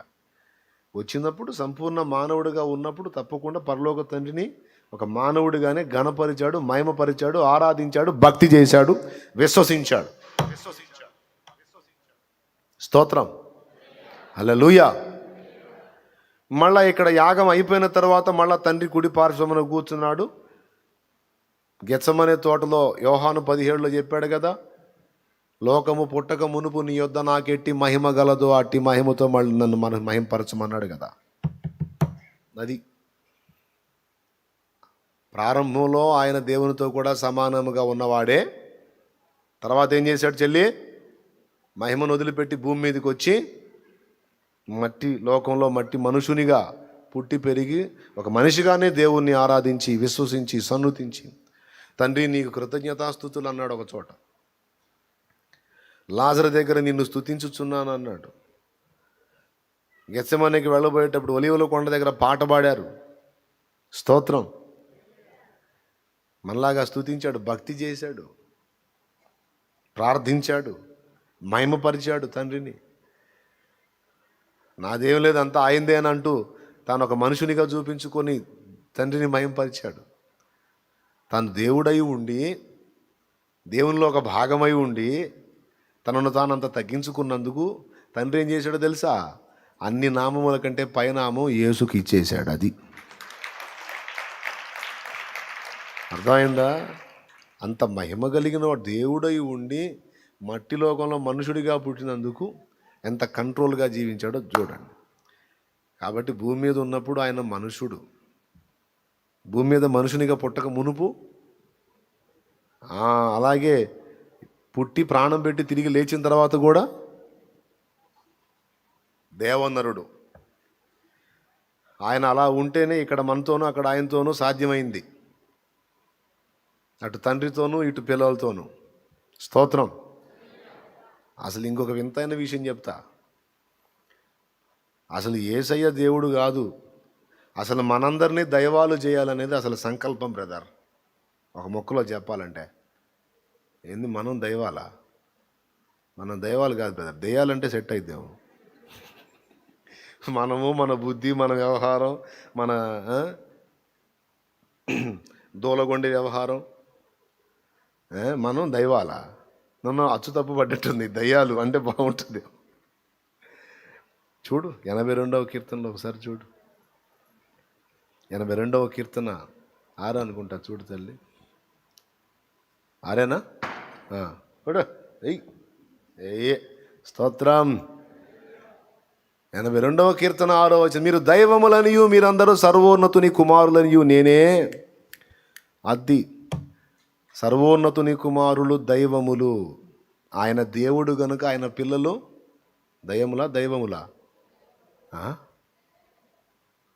ఇక్కడెక్కడో దయాలు రావురు ఉంది. పెద్దోళ్ళు ఏమో దయాలు రావురు అంటారు. ఆ ఊరోళ్ళు అడిగితే దైవాలు రావురు అంటారు. ఇప్పుడు మన ఇంతకీ దయాలు రావురా దైవాలు రావురా? స్తోత్రం. దైవములుగా చేయడానికి సంకల్పించాడు. అది అసలు మన పట్ల ప్లాన్. ఆయన దేవుడు తన స్వరూపమందు తన పోలిక చొప్పున మనల్ని నిర్మించాడు. మూడవది స్వభావము. ఈ స్వభావం రూపుదిద్దడానికి టైం తీసుకుంది. దేవుని పని ఇంకా కంప్లీట్ కాలా. దైవ కుమారులుగా మనందరము కంప్లీట్ అయి పరిపూర్ణతలోనికి వచ్చి డిక్లేర్ అయినప్పుడు అప్పుడు సృష్టి మార్పు నొందుతుంది. ఆ శుభగడియ కోసమే సృష్టి మిగులు ఆశతో ఎదురు చూస్తుందని రోమాపత్రిక 8వ అధ్యాయంలో పౌలు మహనీయుడు చెప్పాడు. దైవకుమారుల ప్రత్యక్షత కొరకు సృష్టి మిగులు ఆశతో ఎదురు చూస్తుందని. కాబట్టి టోటల్ ప్లాన్ అది. అసలు యేసు దేవుడు కాదంటాడు నిద్రమోహముడు. యేసు దేవుడు కాదేందిరా? యేసునందు విశ్వాసం ఉంచిన వారందరికీ దేవుని పిల్లలై అధికారం వచ్చింది. భవిష్యత్తులో అసలు దేవుని యందు విశ్వాసం ఉంచిన వాళ్ళందరికీ భవిష్యత్తు ప్లాన్ ఏంటో తెలుసా? దైవములు. ఈ ఒక చోటే ఉందా? ఇదే పాయింట్ని మళ్ళీ నూతన నిబంధనలో ఎత్తి చెప్పాడు సాక్షాత్తు యేసయ్యే. చూడండి 82వ కీర్తన 6వ వచనంలో ఏ మాట చెప్పాడు? మీరందరూ దైవములనియు సర్వోన్నతుని కుమారులనియు నేనే సెలవిచ్చి ఉన్నాను. ఇదే వచనాన్ని అక్కడ ఎత్తాడు. యోహాను సువార్త 10:34. చిన్నగా చెప్పు సలోమి. 10వ అధ్యాయం 34. అదంట చదువుమా. అందుకు యేసు, ఆ, మీరు దైవములని నేనంటినని ఆ. మీ ధర్మశాస్త్రంలో వ్రాయబడి ఉండలేదా? ఆ. లేఖనము దేవునికి నిరర్ధకము మహిమ. కానేరదు కదా. లేఖనము నిరర్థకం అయిద్దా బ్రదర్? ఇప్పుడు మనం నెక్స్ట్ పొజిషన్ ఏంటి? పెద్దగా చెప్పండి, దండం చేసుకుంటాను. పెద్దగా చెప్పండి. మీరు దైవాలు అన్నట్లేదు, చిన్నగా మాట్లాడే దెయ్యాలు అన్నట్టుంది. పెద్దగా చెప్పండి. అది మనమేంది, దైవాలు ఏంది? What is this brother? That is దైవాలు. స్తోత్రం. నేను చెప్పానా? లేఖనం ఉంది క్లియర్గా. మరి దేవుణ్ణి స్వరూపమందు దేవుని పోలిక చొప్పున చేయటం మొదలు పెడితే కదా, ఆ స్వభావం కూడా దించేస్తే ఏమవుతాడు? 3 కలిస్తే స్వరూపం వచ్చిందా, పోలిక వచ్చిందా, ఇంకేం రావాలి? స్వభావం కూడా వస్తే ఏమవుతాడు? మరి ఇప్పుడేదో ఫ్యాన్ చొక్కా వేసుకున్నామని అట్టున్నాం అనుకుంటున్నారు ఏంది? స్తోత్రం. మొత్తం మనందరి పట్ల స్త్రీలు కానీ పురుషులు కానీ ఎంతమంది దేవుని కుమారులు కుమార్తెలు అయ్యారో మనందరి విషయంలో దేవునికి ఉన్న బృహత్తర ప్రణాళిక మనల్ని దైవములు చేయాలనేది ఆ తండ్రి సంకల్పం. శ్రమలలో సిలువలో నీ రూపు నలిగినదా, శిలనైనా నన్ను నీ వలె మార్చుటక శిల్పకారుడా నా యేసయ్య మలచుచుంటివా నీ పోలికగా. ఎవరి పోలికగా? యేసయ్య పోలికగా. ఇది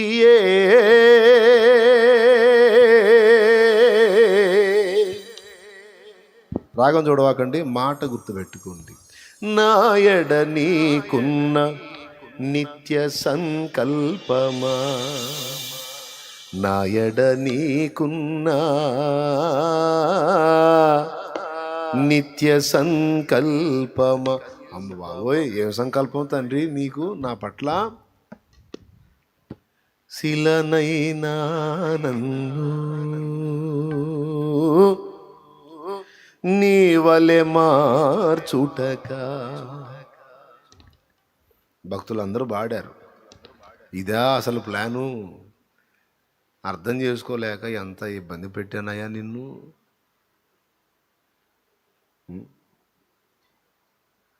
శ్రమలలో ఒక ఆకృతిని పొందావు ప్రభువా నువ్వు, మాకు కూడా తప్పదు.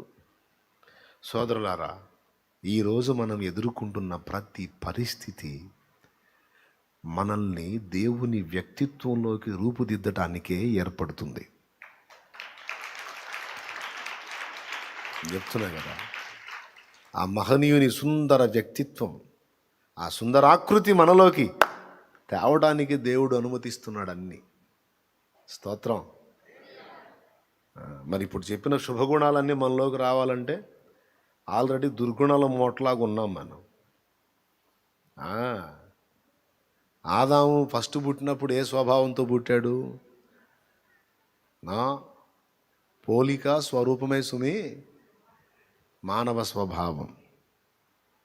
దుష్టుడి ప్రేరణతో ఆ స్వభావం కాస్త దుష్ట స్వభావంగా మారిపోయింది. స్తోత్రం.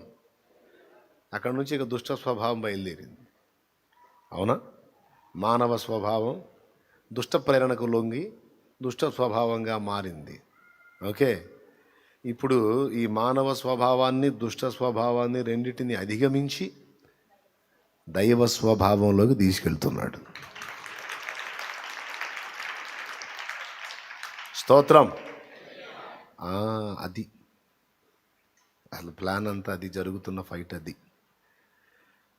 ఇప్పుడు మరి మానవ స్వభావం కొంత పని చేసిద్ది.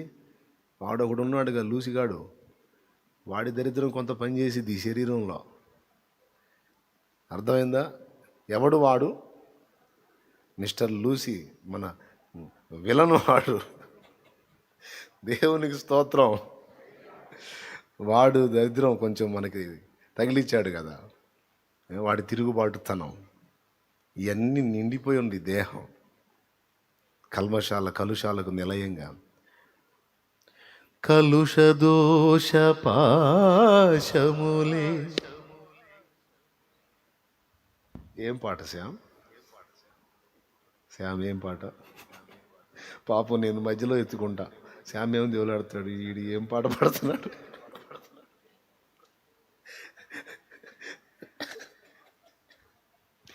తీనాయన హేమంతుడా. ఆత్మ నింపుమా, జీవాత్మ నింపుమా,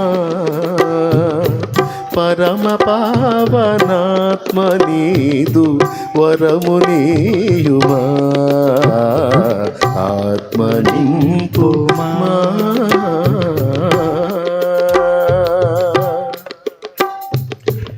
అహము ఇహము పాశములై వ్యధల పాలు చేసినవి, ఒడలు పాప పొడల చేత ఏకమాయను.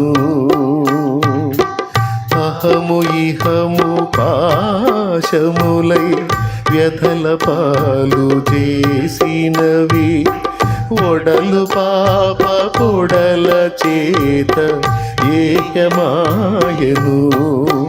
కరుణాత్మ శ్రీ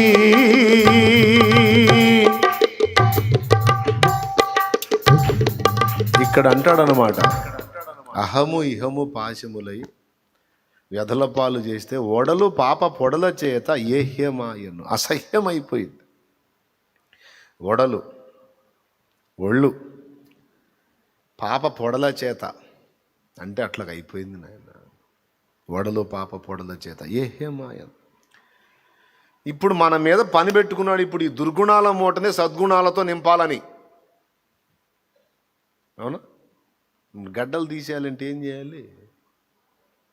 డాక్టరు ఆయింట్మెంట్. గడ్డలు తీసేయాలంటే ఏమి చేయవలెను? సర్జరీ చేయవలెను. సర్జరీ అనగా గాయపరచవలెను. స్తోత్రము. గాయము చేయనిచో గడ్డలు పోవు. ఓకే, కొన్ని చేదైన మాత్రలు మింగినచో మెల్లగా కరిగిపోవును. కొన్ని రకములైన క్యాన్సర్ గడ్డలైతే కీమో ద్వారా కరిగిపోవును.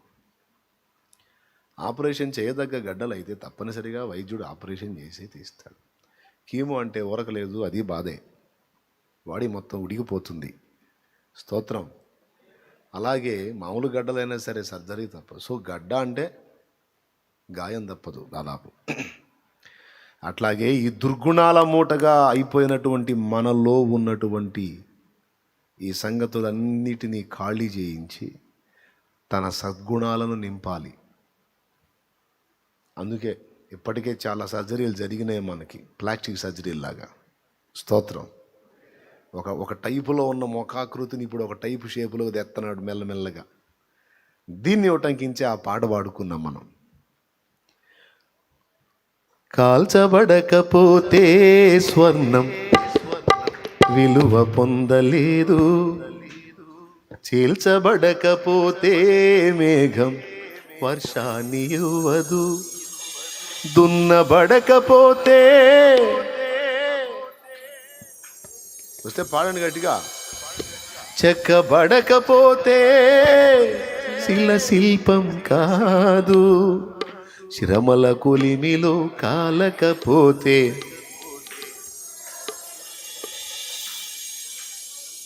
అసలు యేసు రూపు మాకెందుకండి? మాకేదో నువ్వేదో అనుకొని నువ్వేదో రూపాలు తేవాలని మమ్మల్ని ఈంతున్నావు. బండకేసి తోమితే ఎట్ట మమ్మల్ని సత్తనం అల్లాడిడా. ఏం పోలికలో, ఏం రూపాలు, ఏం స్వభావాలో కానీ మమ్మల్ని మామూలుగా సాత్తున్నావు నువ్వు నాయన. ఏం బాధలు ఈ బాధలు? ఏం పట్టించుకోడు. అసలు నాకేం వినపట్లేదు అంతే అంట. కాలిపోవు, బూడిద కావు. నీలో కాలాల్సినే గాలిపోవాలి, నువ్వు శుద్ధ సువర్ణం కావాలి అంటాడు. బంగారంలోని మస్టు తీసేయాలంటే అగ్ని తప్పనిసరి.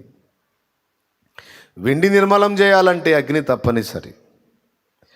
గడ్డలు తొలగించాలంటే గాయము తప్పనిసరి అన్నట్లు మనలో ఉన్న ఆ మానవ మరియు దుష్ట స్వభావాన్ని రూపుమాపి దైవిక స్వభావాన్ని మనలో జొప్పించడానికి తప్పదు. అగ్ని, సర్జరీ, ఎక్సెట్రా ఎక్సెట్రా. స్తోత్రం. కాబట్టి అసలు టోటల్ ప్లాన్ అది. మనం అందరం రూపాంతరము చెంది దేవుని పోలిక, దేవుని స్వరూపంలో పుట్టిన మనం దేవుని స్వభావాన్ని కూడా సంతరించుకొనున్నట్లుగా దేవుడు మనల్ని ఏర్పరిచి ఉన్నాడు, పిలిచి ఉన్నాడు, మనల్ని నిర్మిస్తున్నాడు. ప్రియయేసు నిర్మించితివి ప్రియమార నా హృదయం. కుమ్మరి కుమ్మరి జగదుత్పత్తి దారి, జిగట మన్నైన నా వంక ఎట్లనో చూడమని పాడుతారు. తండ్రి, నా పరలోకపు తండ్రి, నా మంచి కుమ్మరి, నీకు ఇష్టమైన పాత్రను చేయ నన్ను విసిరేయక సారిపై ఉంచావా అంటాడు ఇంకొక ఆయన. స్తోత్రం. మొత్తానికి అందరం కుమ్మరి చేతిలో కుండలు లాంటి వాళ్ళే అన్నమాట, జిగటమన్నే అన్నమాట. నిజమే, నిర్మిస్తున్నాడు ఆయన. ఆ నిర్మాణంలో భాగమే కొన్ని గాయాలు. నీకు తెలీదు ఏం మారానన్నా, నేనేం మారినట్టు నాకేం కనపట్లేదు. చాలా వరకు నేను అలానే ఉన్నట్టు అనిపిస్తుంది. ఏం కాదు, అది జరిగింది కొంతవరకు, జరుగుతుంది. మొత్తంగా జరగకుండా ఊరుకోడు. నేను నీతో చెప్పినది నెరవేర్చే వరకు నీ చెయ్యి విడవనని చెప్పాడు ఆయన. హల్లెలూయా. మనం పనికి పూనుకుంటేనే మనలో కొంతమంది మొండోళ్ళు ఉంటారు, తాడో పేడో తేలిందాక వదిలిపెట్టరు. మనుషులకి ఎంత పట్టుంటే ఆయనకి ఎంత ఉండాలి? నువ్వు ఆయన చేతికి నిన్ను అప్పగించుకున్నావు కనుక ఇంక వదలడు ఆయన నిన్ను. ఆయన అనుకున్న రూపులోకి చెక్కిందాక మానవ వ్యక్తిత్వములను నిర్మించుచున్నాడు ఆయన. ఆ పని కంప్లీట్ అయినప్పుడు ఇక దేవుని సృష్టి పూర్తయినట్టు. స్తోత్రం. 6 దినాల సృష్టి అయిపోయింది, 7వ దినాన విశ్రమించాడు అనుకున్నాం కదా. నిజంగా అయిపోయింది భౌతిక సృష్టి. పోలిక స్వరూపం కూడా వచ్చేసింది మానవుడికి. ఇక అంతర్గత సృష్టి, అది ఈ భూమి మీద జరిగే ఈ జగన్నాటకంలో ఏర్పడాలి మనకి. లేకపోతే అండి బాప్తీసం తీసుకోగానే మొత్తాన్ని తీసేసుకుంటే అసలు గొడవ వెళ్ళిపోను. అంత నీళ్ళలో మునగటం, అటు నుంచి అటే పోవటం అయితే సూపర్ ఉండేది అసలు. అవునా? కానీ విశ్వాసమును బట్టి రక్షణలోకి నడిపించి బాప్తీసం ఇప్పించి పాపాలు కడిగి మళ్ళా సంఘం అనే బడిలో చేర్చి రోజు చదువు చెప్పిస్తున్నాడు. స్తోత్రం. అంతే కదా. ఏం బడిది? రండి రండి చిన్న పిల్లలారా, సబ్బాతు బడికి రండి. రండి రండి చిన్న పిల్లలారా, సబ్బాతు బడికి రండి. ఇది సంఘానికి నరుమడి, యేసు మాట దొరికే వాక్యబడి. ఇది సంఘానికి నరుమడి, యేసు మాట దొరికే వాక్యబడి. రండి రండి చిన్న పిల్లలారా, సబ్బాతు బడికి రండి. ఏందని సండే స్కూల్ పాట పాడాం అనుకుంటున్నారా? సరే, మనం పెద్ద పిల్లలని పెట్టుకుందాం. రండి రండి పెద్ద పిల్లలారా. స్తోత్రం. వాళ్ళకి మనకి ఇద్దరికి చదివే. వాళ్ళకే సండే స్కూలు, మనకేమో ఈ సంఘం స్కూల్ అన్నమాట. స్తోత్రం. బుధవారం కూటమని, శుక్రవారం కూటమని, ఆన్లైట్ కూటమని, ఆదివారం కూటమని, వాక్య ధ్యానమని, ప్రార్థనా జీవితమని, ఏకాంత ప్రార్థనని, ఇన్ని ఎంత ఎందుకు అనుకున్నా. ఇక ఆయన గురించి పదే పదే పదే పదే పదే. పిల్లలు బడిలోకి వెళ్తారా? బడిలోకి వెళ్ళక ముందు ఎంత హాయిగా ఉంటుందో. వాడు హాయిగా అబద్ధాలు ఆడుకోవచ్చు, ఎవడినైనా తన్నొచ్చు, ఎన్ని దొంగతనాలైనా చేసుకోవచ్చు, ఏడైనా గాలికి తిరగవచ్చు. స్తోత్రం. బళ్ళు చేరిన కాడి నుంచి ఉంటుంది వాడికి, వాడి ప్రశాంతత అంతా భంగపరచబడిపోతుంది. నేను గాలికి తిరుగుతానని వాడు బజార్ల మీద తిరిగితే మాస్టర్ వెతుకుతాడు. అందుబాటులో ఉంటే మెల్ల తీసుకొని వస్తాడు. సరిస్తే పరిగెత్తుకుంటూ పోయి కూర్చోవాల. బళ్ళో కొంతమంది విశ్వాసులు కూడా అంతే. మారు మనసు పొంది బాప్తిస్మం పొంది బడిలో చేరతారు. దేవుడు చూస్తుంటాడు, బడిలో చేరావు నాన్న, బజార్లో అమ్మటి తిరగవాకు రాయ్యా అని మర్యాద చెబుతుంటే రాడు. ఏదో వచ్చేది అని తిరుగుతూ ఉంటాడు. చూసి చూసి ఇస్తాడు ఒక బంపర్ స్ట్రోకు. అప్పుడు వచ్చి ప్రభా అయ్యా ఇంకా బాగున్నాయి నా దగ్గరికి వచ్చి అన్నా చాలేమన్నా ఇంకా బాగున్నా గట్టిగా అన్న ప్రార్థన నేను అనుకుంటే ఏదో తన్ను పడింది వీడికి అనుకుంటాను. నేను మామూలుగా తినడుగా, ఏదో మెల్ల దెబ్బపడ్డట్టుంది వీడికి, పరిగెత్తుతున్నాడు. కొంతమంది బుద్ధిగల పిల్లలు ఉంటారు, ఎందుకు తన్నులు తింటామని చక్కగా బడిలో కూర్చొని నేర్చుకునేవాళ్ళు. స్తోత్రం. స్కూల్లో చేర్చిన తర్వాత అప్పటిదాకా స్వభావ సిద్ధంగా వాడికి వచ్చిన దరిద్ర లక్షణాలన్నిటికీ ఆపోజిట్ బోధిస్తూ ఉంటారు. ఏ ఖర్చు లేకుండా ఫ్రీగా వచ్చిన దరిద్ర లక్షణాలు మనకున్ని. అబద్ధాలు ఆడటం, ఎదుటిని మోసం చేయటం, చోరీ మైండ్, నిందా ప్రచారాలు చేయటం, నేరాలు మోపటం, ఈర్ష్య, అసూయ, ద్వేషాలు ఇవన్నీ ఫీజు లేకుండా ఫ్రీగా వచ్చినాయి. ఈ దరిద్రాన్ని అంతటికి ఆపోజిట్ ఫీజు కట్టి నేర్చుకోవాల్సి వచ్చింది మనం. స్తోత్రం. చూడండి, గోడల మీద రాసి అబద్ధములు ఆడరాదు. ఎక్కడ? మన బడి గోడల మీద చిన్నప్పుడు రాశారు, మరి ఇప్పుడు ఏం రాస్తున్నారని తెలియదు కానీ దొంగతనము చేయరాదు, ప్రక్కవాడి మీద చాడీలు చెప్పరాదు. మా టీచర్ గారు ఉంది, వాడి మీద కంప్లైంట్ చేసి చేసినోడి దండిద్ది. ఎందుకు తన్నింది అంటే మళ్ళీ మెల్లతో చూపించింది, గోడ మీద ఏముంది, చాడీలు చెప్పరాదు. ఓకే, స్తోత్రం. ఇవన్నీ నిందారోపణ, నేరారోపణలు చేయొద్దు. ఎందుకు ఇవన్నీ చెప్పాల్సి వచ్చింది? స్వభావ సిద్ధంగా మూఢత్వంతో పుడుతున్నాడు. అర్థమైందా? బాలుని హృదయంలో మూఢత్వము అద్ది అద్ది అద్ది ఆ స్వభావంతో పుడుతున్నాడు. ఇప్పుడు ఇక ఇవన్నీ వదిలిచ్చి ఏ స్వభావం చూపించాలి? దేవ స్వభావంలో ఎన్ని లక్షణాలు ఉన్నాయి అవన్నీ నింపి ఈ దుర్గుణాల మూటని కాస్త దొళ్ళగొట్టి సద్గుణాల మూటగా నింపి దైవములు అన్న సీట్లో కూర్చోబెట్టాలి, దైవము అన్న మెట్లో కూర్చోబెట్టాలనే ఆ పెద్ద ప్లాన్ చేసి ఈ పనంతా చేస్తున్నాడు. ఇంతే సంగతులు. Time is over.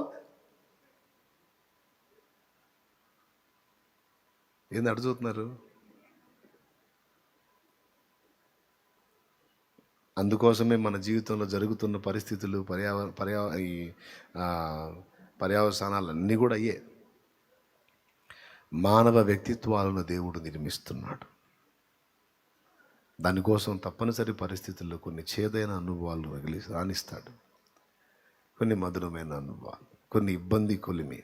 ఇవన్నీ గుర్తుపెట్టుకో. దేవుడేం సైకో కాదు. దేవుడేం నిన్ను పాడు చేయడానికి ఏం పూనుకోలేదు. నువ్వు ఏడుస్తుంటే ఇంకా ఏడు చావు, అంతే చావు అనే సైకోనా దేవుడు? నువ్వు ఏడిస్తే ఆయన ఏడుస్తాడు, నువ్వు నవ్వితే ఆయన నవ్వుతాడు. ప్రేమే ప్రభు. అంత ప్రేమ కలిగినాడు. ఈరోజు మనల్ని ఎందులో ఉంచాడు? ఇబ్బంది కొలిమిలో. ఎందుకు ఉంచాడు? ప్రేమను బట్టే ఉంచాడు. ఎంత ప్రేమ? నిన్ను దైవము అన్న మెట్టుకు చేర్చాలన్నంత ప్రేమ.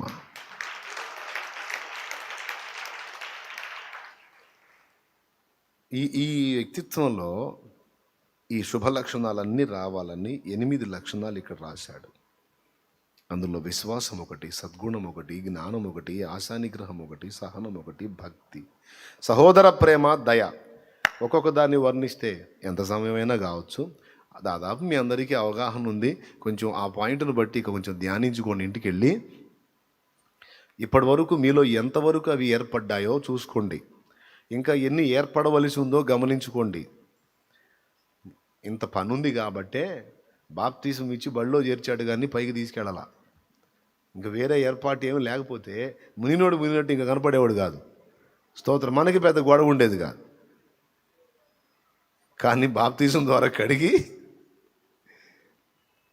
అపోస్తలుల్ని, సువార్థికుల్ని, కాపర్లని, ఉపదేశకుల్ని, ప్రవక్తల్ని, బోధకుల్ని ఏర్పరిచి, క్రమం ఒకటి ఏర్పరిచి, ప్రభుబలను ఒకటి ఏర్పరిచి, తప్పక సమాజముగా కూడుకోండి అనే బోధన ఒకటి చేసి, ఇంత ఎందుకు అంటే ఆ ప్రాచీన స్వభావం ఏదైతే ఉందో దాన్ని తొలగించి పరిశుద్ధాత్మ ద్వారా నవీన స్వభావమును మనకు ధరింపజేసి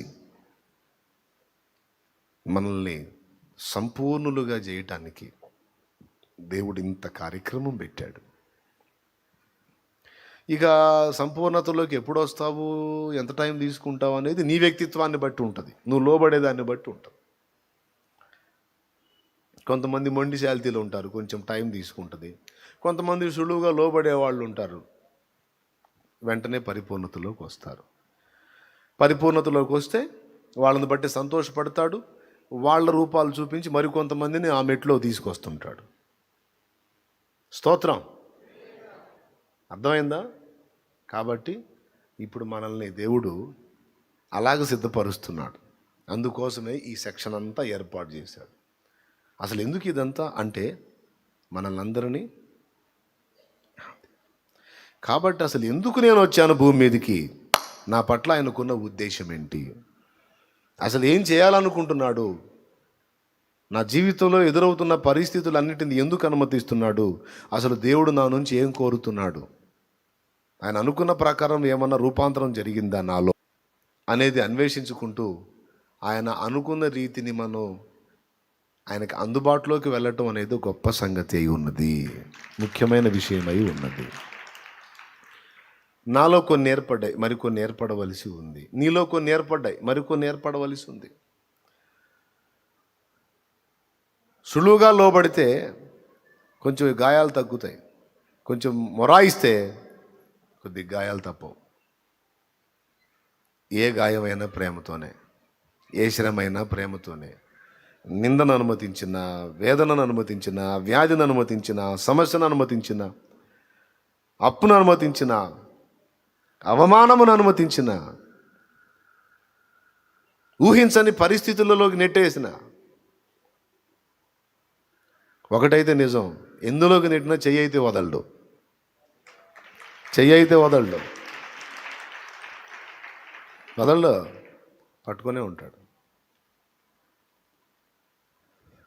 ఇది అర్థమైతే దేవుని యందు కృతజ్ఞతాస్తుతులు చెల్లించి ఆనందించడం తప్ప ఇక దుఃఖం, వేదన ఎక్సెట్రా ఏవి ఉండవు. ఇన్ని అర్థం మనం వింటమైతే వింటాం, కానీ అవతలికి వెళ్ళగానే మర్చిపోతాం మళ్ళీ. ఇది అర్థమైతే ఇంక వేదన ఉండదు. మాస్టర్ ఎందుకు దంతున్నాడో, ఎందుకు నేర్చుకోమంటున్నాడో చదివేవాడికి అర్థమైతే తనులు తింటాడా, వెంటబడడు. సార్ నాకు ఇది అర్థం కాలేదు చెప్పండి సార్ అని. ఫ్యూచర్ అర్థమైన వాడు పంతుల్ని పీడిస్తాడు, ఫ్యూచర్ అర్థం చేసుకోలేని వాడిని పంతులు పీడించాల్సి వచ్చింది. మళ్ళీ ఒకసారి చెప్పేదా? స్తోత్రం. మళ్ళీ ఒకసారి చెబుతా, సింపుల్గా అర్థమయ్యే టైపు కాదు కదా, అందుకని. ఫ్యూచర్ని అర్థం చేసుకున్నవాడు పంతుల్ని పీడిస్తాడు,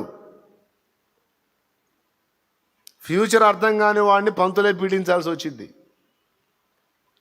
ఫ్యూచర్ అర్థమైన వాడికి పంతులు ఒక దైవంలా కనపడతాడు, ఫ్యూచర్ అర్థం కాని వాడికి పంతులు ఒక సైతాన్లా కనపడతాడు, పంతులకు దెయ్యంలా కనపడతాడు. చదువు పంపించే తల్లిదండ్రి రెండు దెయ్యాల్లా కనపడతారు. అమ్మొక దెయ్యం, నాన్నొక దెయ్యం. వెళ్ళకపోతే ఇల్లు దంతన్నారు, ఇల్లు తినేవాడు దంతనాడు. నా బతుకంతా తనులు తింటే అయిపోయింది, ఏం చదువు ఏమో. పాప అప్పటికి వాళ్ళు చెబుతుంటారు, నీ మంచి కోసమేగా, నీ పో, నీ మంచి కోసమే పో అంటుంటారు. ఏం మంచి, నరకం కనపడుతుంది ఇక్కడ, అందరూ హాయిగా ఆడుకుంటా, నేను చూడు. అదే భవిష్యత్తు అర్థం చేసుకున్నాడు. తల్లిదండ్రి, నాన్న ఈరోజు కొంచెం రెస్ట్ తీసుకోకూడదంటరా, కాస్త అలిసిపోయినట్టున్నావు, కాస్త రెస్ట్ తీసుకోకూడదా? తీసుకుంటే ఈరోజు ముఖ్యమైన సబ్జెక్ట్ ఉందేమో, నేను ఆగను అనిపోతాను. మాస్టర్ కూడా ఇక భయం పడుతుంటుంది, వీడు కనపడితే లెక్కలు కరెక్ట్గా చేశానా లేదా, ఎక్కడన్నా తప్పు వీడు పట్టుకుంటాను నన్ను. సార్ నాకు అది అర్థం కాలేదండి, వీడు వస్తుంటేనే అసలు టెన్షన్ పడుతుంటుంది. ఎరా వచ్చిందా, డౌట్ వచ్చేది, నీకు వచ్చింది కదా, ఎట్లా కూర్చో అయింది అంటాడు. మన ఇప్పుడు ఏ పిల్లలాగా ఉండాలో మనమే డిసైడ్ అయిపోవాలి. ఒకటైతే భవిష్యత్తును దృష్టిలో పెట్టుకుని, ఓ దేవా నన్ను ఇలా చేయాలనేది నీ సంకల్పం కదా, అందుకు అడ్డుగా ఉన్న అడ్డుబండలు ఏమున్నాయో నాలు అవి చెక్కేస్తున్నావు కదా. స్తోత్రం నాయన, చెక్కు. ఏం చేయాలనుకున్నావు చేయి తండ్రి, ఎలా నిర్మించాలను నిర్మించు నాయన. నా సృష్టికర్తవు నీవు. మరి నన్ను ఏం చేయాలనుకున్నావు, ఎక్కడ ఉంచాలనుకున్నావు నువ్వు? నీ చేతిలో మట్టి ముద్దని నేను నిర్మించు తండ్రి. కొన్నిసార్లు పిచ్చి పిచ్చిగా మాట్లాడుతున్నానయ్యా, తిక్కలు తిక్కలుగా వ్యవహరిస్తున్నాను, తెలివి తక్కువ, మరి జ్ఞానం ఏడిచిందా? ఏదన్నా ఉందంటే కాస్త నువ్వు నేర్పిందేగా, ఇంక ఎక్కడుంది నా జ్ఞానం? నా మిడిమిడి జ్ఞానంతో కొన్నిసార్లు నీకు ఎదురు వస్తున్నానయ్యా, ప్రశ్నిస్తున్నానయ్యా, దుఃఖకరంగా మాట్లాడుతున్నానయ్యా, సణుగుతున్నానయ్యా, గొణుగుతున్నానయ్యా, కొంచెం తిరుగుబాటు చేస్తున్నట్టు వస్తున్నానయ్యా, క్షమించయ్యా, నన్ను నిర్మించయ్యా, నన్ను త్రోసివేయకయ్యా. నా పరలోకపు తండ్రి, నా మంచి కుమ్మరి, నా పరలోకపు తండ్రి, నా మంచి కుమ్మరి, నీకిష్టమైన పాత్రను చేయ నన్ను విసిరేయక సారెపై ఉంచావా. నీకిష్టమైన పాత్రను చేయ నన్ను విసిరేయక సారెపై ఉంచావా. జ్యోతిర్మయుడా, నా ప్రాణ ప్రియుడా, స్తుతి మహిమలు నీకే. జ్యోతిర్మయుడా, నా ప్రాణ ప్రియుడా, స్తుతి మహిమలు నీకే. నా ఆత్మలో అనుక్షణం, నా ఆత్మలో అనుక్షణం, నా అతిశయము నీవే, నా ఆనందము నీవే, నా ఆరాధన నీవే, నా అతిశయము నీవే, నా ఆనందము నీవే, నా ఆరాధన నీవే. జ్యోతిర్మయుడా, నా ప్రాణ ప్రియుడా, స్తుతి మహిమలు నీకే.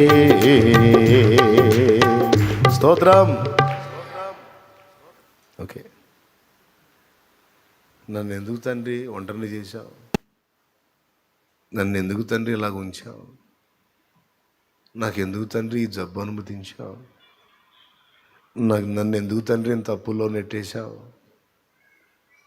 నాకెందుకు తండ్రి ఇంత అవమానాలు రప్పించావు? నా హృదయం ఎందుకు తండ్రి ఇంత నలిపావు?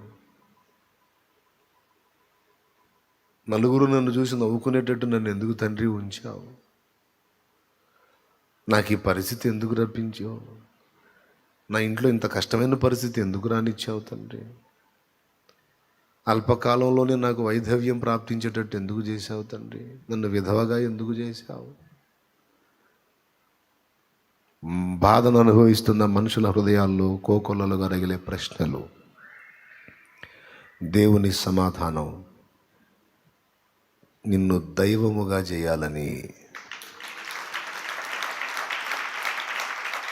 స్తోత్రం, హల్లెలూయా. విరిగి నలిగిన అనుభవంలోనికి నిన్ను తీసుకొచ్చి నీ వ్యక్తిత్వాన్ని సుందరంగా తీర్చిదిద్ది నా స్వభావాన్ని నీలో ఏర్పరిచి నిన్ను ఉన్నతమైన ప్లేస్లో కూర్చోబెట్టాలనే ఒక తండ్రిగా నా ఆశ తప్ప, నా కోరిక తప్ప. కోరికే సరే. ఇప్పుడు ఈ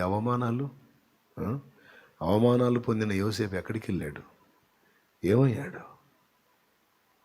ఈ నిందలు మోసిన దానియేలు ఏమయ్యాడు? నా భక్తుల చరిత్రలు ఉంచాయి కదా నీకు అందుబాటులో. పడ్డవాళ్ళు పడ్డట్టే ఉన్నారా? వాళ్ళని ఏం చేశాను నేను? నీ విషయంలో కూడా అంతే. నేను నిన్ను ప్రేమిస్తున్నాను అంటాడు ఆయన. ఎంత ప్రేమిస్తున్నావు నేను చెప్పలేను. అంత ప్రేమ నువ్వు అంటే నాకు అంటాడు. ఇది అర్థం చేసుకుంటే ఏ పరిస్థితి ఎదురొచ్చినా ఇక కృంగుబాటు, కుమిలిపోవటం, గందరగోళం అయిపోవటం ఏం ఉండదు. ఇక ప్రతి స్థితిలోనూ కృతజ్ఞత స్తుతే ఉంటుంది. నీ స్తుతి తప్ప ఆనందమే లేదుగా, నా స్థితి మార్చినది స్తోత్ర నిధియే కదా. నీ స్తుతి తప్ప ఆనందమే లేదుగా, నా స్థితి మార్చినది స్తోత్ర నిధియే కదా. వేనోళ్ళ కొనియాడినా నా ఆశయే తీరదే, నిన్నెంత ఘనపరచినా నా హృదయమే నిండదే. నజరేయుడా యేసయ్యా, నీ స్తుతి తప్ప ఆనందమే లేదుగా, నా స్థితి మార్చినది స్తోత్ర నిధియే కదా. నీ స్తుతి తప్ప ఆనందమే లేదుగా, నా స్థితి మార్చినది స్తోత్ర నిధియే కదా. దేవునికి మహిమ. వస్తారా మోకాళ్ళ మీదకి? మనసారా కృతజ్ఞతలు చెప్తారా? ఆయన చెప్పిన విశ్వాసమును, సద్గుణమును, జ్ఞానమును, ఆశానిగ్రహమును, భక్తిని, సహోదర ప్రేమను, దయను, సహనమును, దేవుని శుభగుణాలండి. శుభగుణాలు ఒకటొకటిగా ఇప్పట్లో పరిశుద్ధాత్మ దేవుడు జోక్యం చేసుకుని చాలా వరకు పనిచేశాడు. నీలో వర్క్ జరిగింది. ఇక్కడేదో నువ్వు కుప్పల మీద కూర్చోవటం కాదు ఆయన సంకల్పం. ఇక్కడేదో నువ్వు పెద్ద ఏదో ఇదవ్వాలనేది కాదు ఆయన సంకల్పం. ఇక్కడ కానే కాదు అసలు. ఇక్కడ ఘనతైనా తాత్కాలికమే, అవమానమైన తాత్కాలికమే. అక్కడ రాబోతున్న ఆ ప్రపంచం, రాబోతున్న ఆ లోకం. మరి ఇక్కడ కూడా ఇస్తాడు అవసరమైతే. యోసేపుని దృష్టించిన దేవుడు, దానియేలును కనికరించిన దేవుడు, అబ్రహామును అన్ని విషయాలు ఆశీర్వదించిన దేవుడు నీకు తక్కువ ఎందుకు చేస్తాడు? నీ అనుమానం తప్ప. తన సొంత కుమారుని మన కొరకు బలిగా అర్పింప వెనుతీయని తండ్రికి ఆ కుమారునితో పాటు సమస్తం మనకి ఎందుకు అనుగ్రహింపడు అంటాడు పౌలు రోమాపత్రికలో. దేవుడు మన పక్షమునుండగా మనకు విరోధి ఎవడు? సొంత కుమారునే మన కొరకు ధారాదత్తంగా అలాగ అర్పణగా అర్పించేసిన తండ్రి, ఆ కుమారునే అంత ప్రేమించే కుమారునే మన కొరకు బలిగా అర్పించినప్పుడు ఆ కుమారునితో పాటు సమస్తము మనకిస్తాడు కదా. ఎందుకు సందేహం? ఒక ప్రార్థన చేయి, తండ్రి నీ సంకల్పం మెరుగక ఎన్నోసార్లు నాయన నీకు ఎదురొచ్చాను. నాలోని శరీర సంబంధమైన స్వభావమును బట్టి, భ్రష్ట స్వభావం, దుష్ట స్వభావం, మానవీయ స్వభావాన్ని బట్టి కొన్నిసార్లు తిరుగుబాటు చేశాను. ప్రభు క్షమించు. నా బ్రతుకేంటో నాకు అర్థం కావట్లేదు, నా జీవితం ఏంటో నాకు అర్థం కావట్లేదు. దేవుని కూడా దయలేదు, కనికరం లేదు. నా జీవితాన్ని ఎలా చేశాను? సణికి గొణిగాను. ప్రభు క్షమించు. నేను ముఖం మీదట ప్రశ్నించాను ప్రభు, పిల్లవాడిని, చిన్నపిల్లదాన్ని. ప్రభు నన్ను క్షమించు ప్రభు, అసహించుకోకయ్యా. నన్ను చెయ్యి వదలక నన్ను నిర్మించు ప్రభు, రూపుదిద్దు ప్రభు. నువ్వేం చేయాలనుకున్నావు అది చేసే తండ్రి, నీకు వందనాలు. నా నోట ఎప్పుడు కృతజ్ఞతాస్తుతి ఉండునట్లు సహాయం వచ్చి నువ్వు చెప్పిన ఆ శుభగుణాలన్నీ నాలో రూపుదిద్దు తండ్రి, ఏర్పరచు తండ్రి. అందుకు అవసరమైన గాయాలు చెయ్యి తండ్రి, నీ చిత్తమైతే చెయ్యి నాయన, చెయ్యి. గతంలో కొన్ని గాయాలు పొందాము, ఆ గాయాలన్నీ మాకు గేయాలుగా మారిపోయాయి తండ్రి. స్తోత్రము. నువ్వు మా మీదేం కక్ష పట్టలేదు తండ్రి. పిచ్చి ప్రేమ మేమంటే నీకు. మా మీదేం పగబట్టలేదు తండ్రి. పిచ్చి ప్రేమ మేమంటే నీకు. మా మంచి తండ్రి, మా అయ్యవు నాయన, నువ్వు మా నాయనవు, మా నాన్నవు తండ్రి. నువ్వు మాకు అన్యాయం చేయవు నాయన, నీకు వందనాలు, స్తోత్రాలు. వాస్తవికతను ఎరుగక పిల్ల చేష్టలు చేస్తున్నా ప్రభు మన్నించు. వాస్తవికతను గుర్తించలేక వెర్రిమొర్రి చేష్టలు చేస్తున్నా క్షమించు తండ్రి. దిద్దుకుంటానయ్యా, నేర్చుకుంటా ప్రభు. మార్చు నన్ను నీ పోలికలు కరుణించు. నన్ను, నా బిడ్డలందరినీ, ఎంతమంది అందుబాటులో ఉండి వీక్షిస్తున్నారు వారెల్లరినీ చేతులకు అప్పగిస్తున్నాను. ఎవరు ప్రశ్నలతో కూర్చున్నారు వారికి నీ సమాధానాలు ఇచ్చావని కృతజ్ఞతలు చెల్లిస్తూ యేసు నామములో నిన్ను మహిమపరుచుకుంటున్నాం తండ్రి. ఆమేన్. పిల్లరా, నయానో భయానో, నవ్వించో కవించో చెప్పే విలువైన సంగతులు మీ హృదయాల్లోకి వెళ్ళి మీరు నెమ్మది కలిగి దేవుని మహిమపరచాలనే నా ఉపదేశాన్ని అలాగ చేశాను. కాబట్టి చెప్పిన మాటల్లోని విలువను గుర్తెరిగి దేవునికి అందుబాటులో ఉండి ఆయన సన్నుతించండి, సహకరించండి.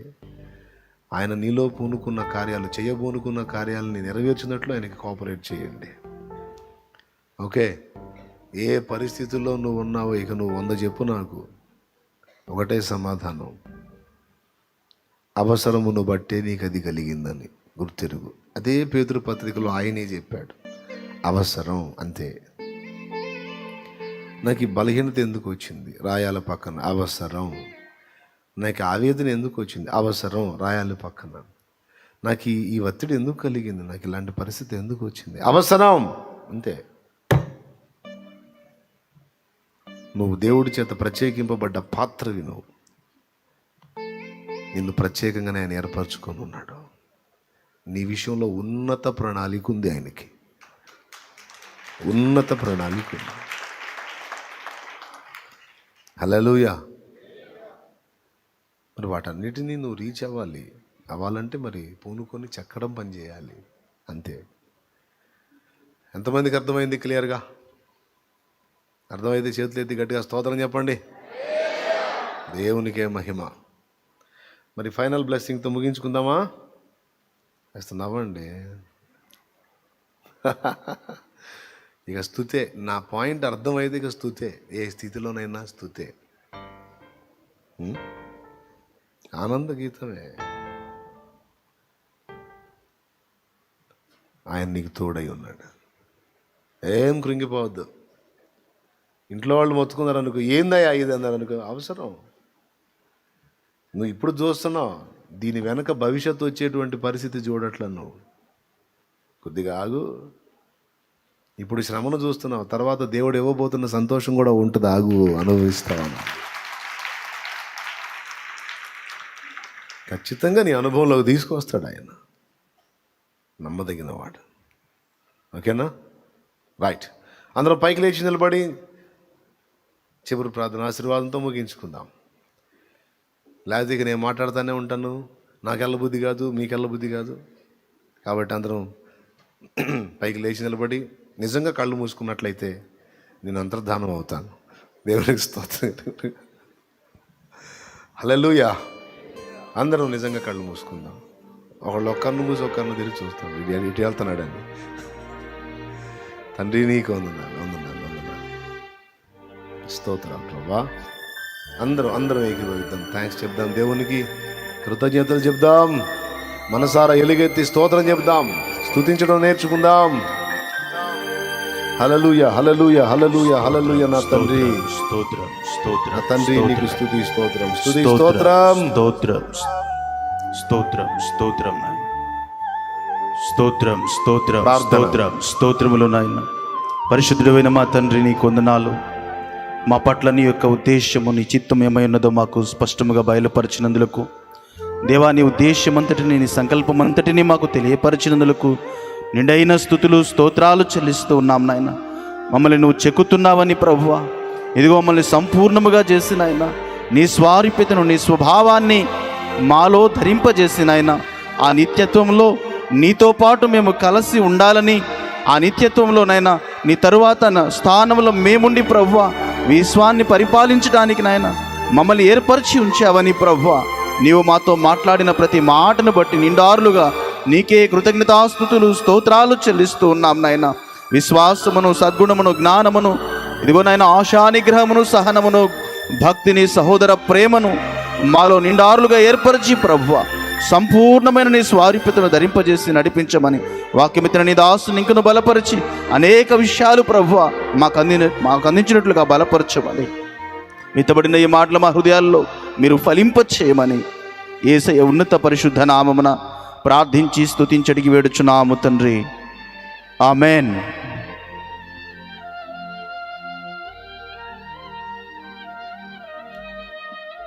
మన తండ్రి అయిన దేవుని యొక్క ప్రేమ, ఆయన ప్రియ కుమారుడు లోకరక్షకుడైన యేసుక్రీస్తు వారి కృప, పరిశుద్ధాత్మ దేవుని యొక్క అన్యోన్య నిత్య సహాయ సహవాసము సమకూడిన మనకును సకల పరిశుద్ధులకును సార్వత్రిక సంఘం అంతటికి ఆయన రాజ్యము చేరు పర్యంతము తోడయుండి నడిపించునుగాక. ఆమెన్. ఆమెన్. అందరికీ హృదయపూర్వక వందనాలు, దేవాశీస్సులు. విన్న మాటలను మరలా వినడానికి దేవుడు కృప చూపుతున్నాడు కనుక మళ్ళా నెట్లో ఉంటే వినొచ్చు. అలాగే వాటిని అనుసరించి సంపూర్ణులమవుటకు మనకి ఏది అనుగ్రహించినా కూడా అది మనల్ని ఆయన స్వారూప్యతలోనికి మార్చి ఆయన కొరకు వాడుకోవటానికి అనేది మర్చిపోవద్దు. మంచిది. అలాగే లైవ్లో ఉన్న వాళ్ళకి, జూమ్లో ఉన్న వాళ్ళకి అందరికీ కూడా ప్రత్యేకమైన వందనాలు, దేవాశీస్సులు.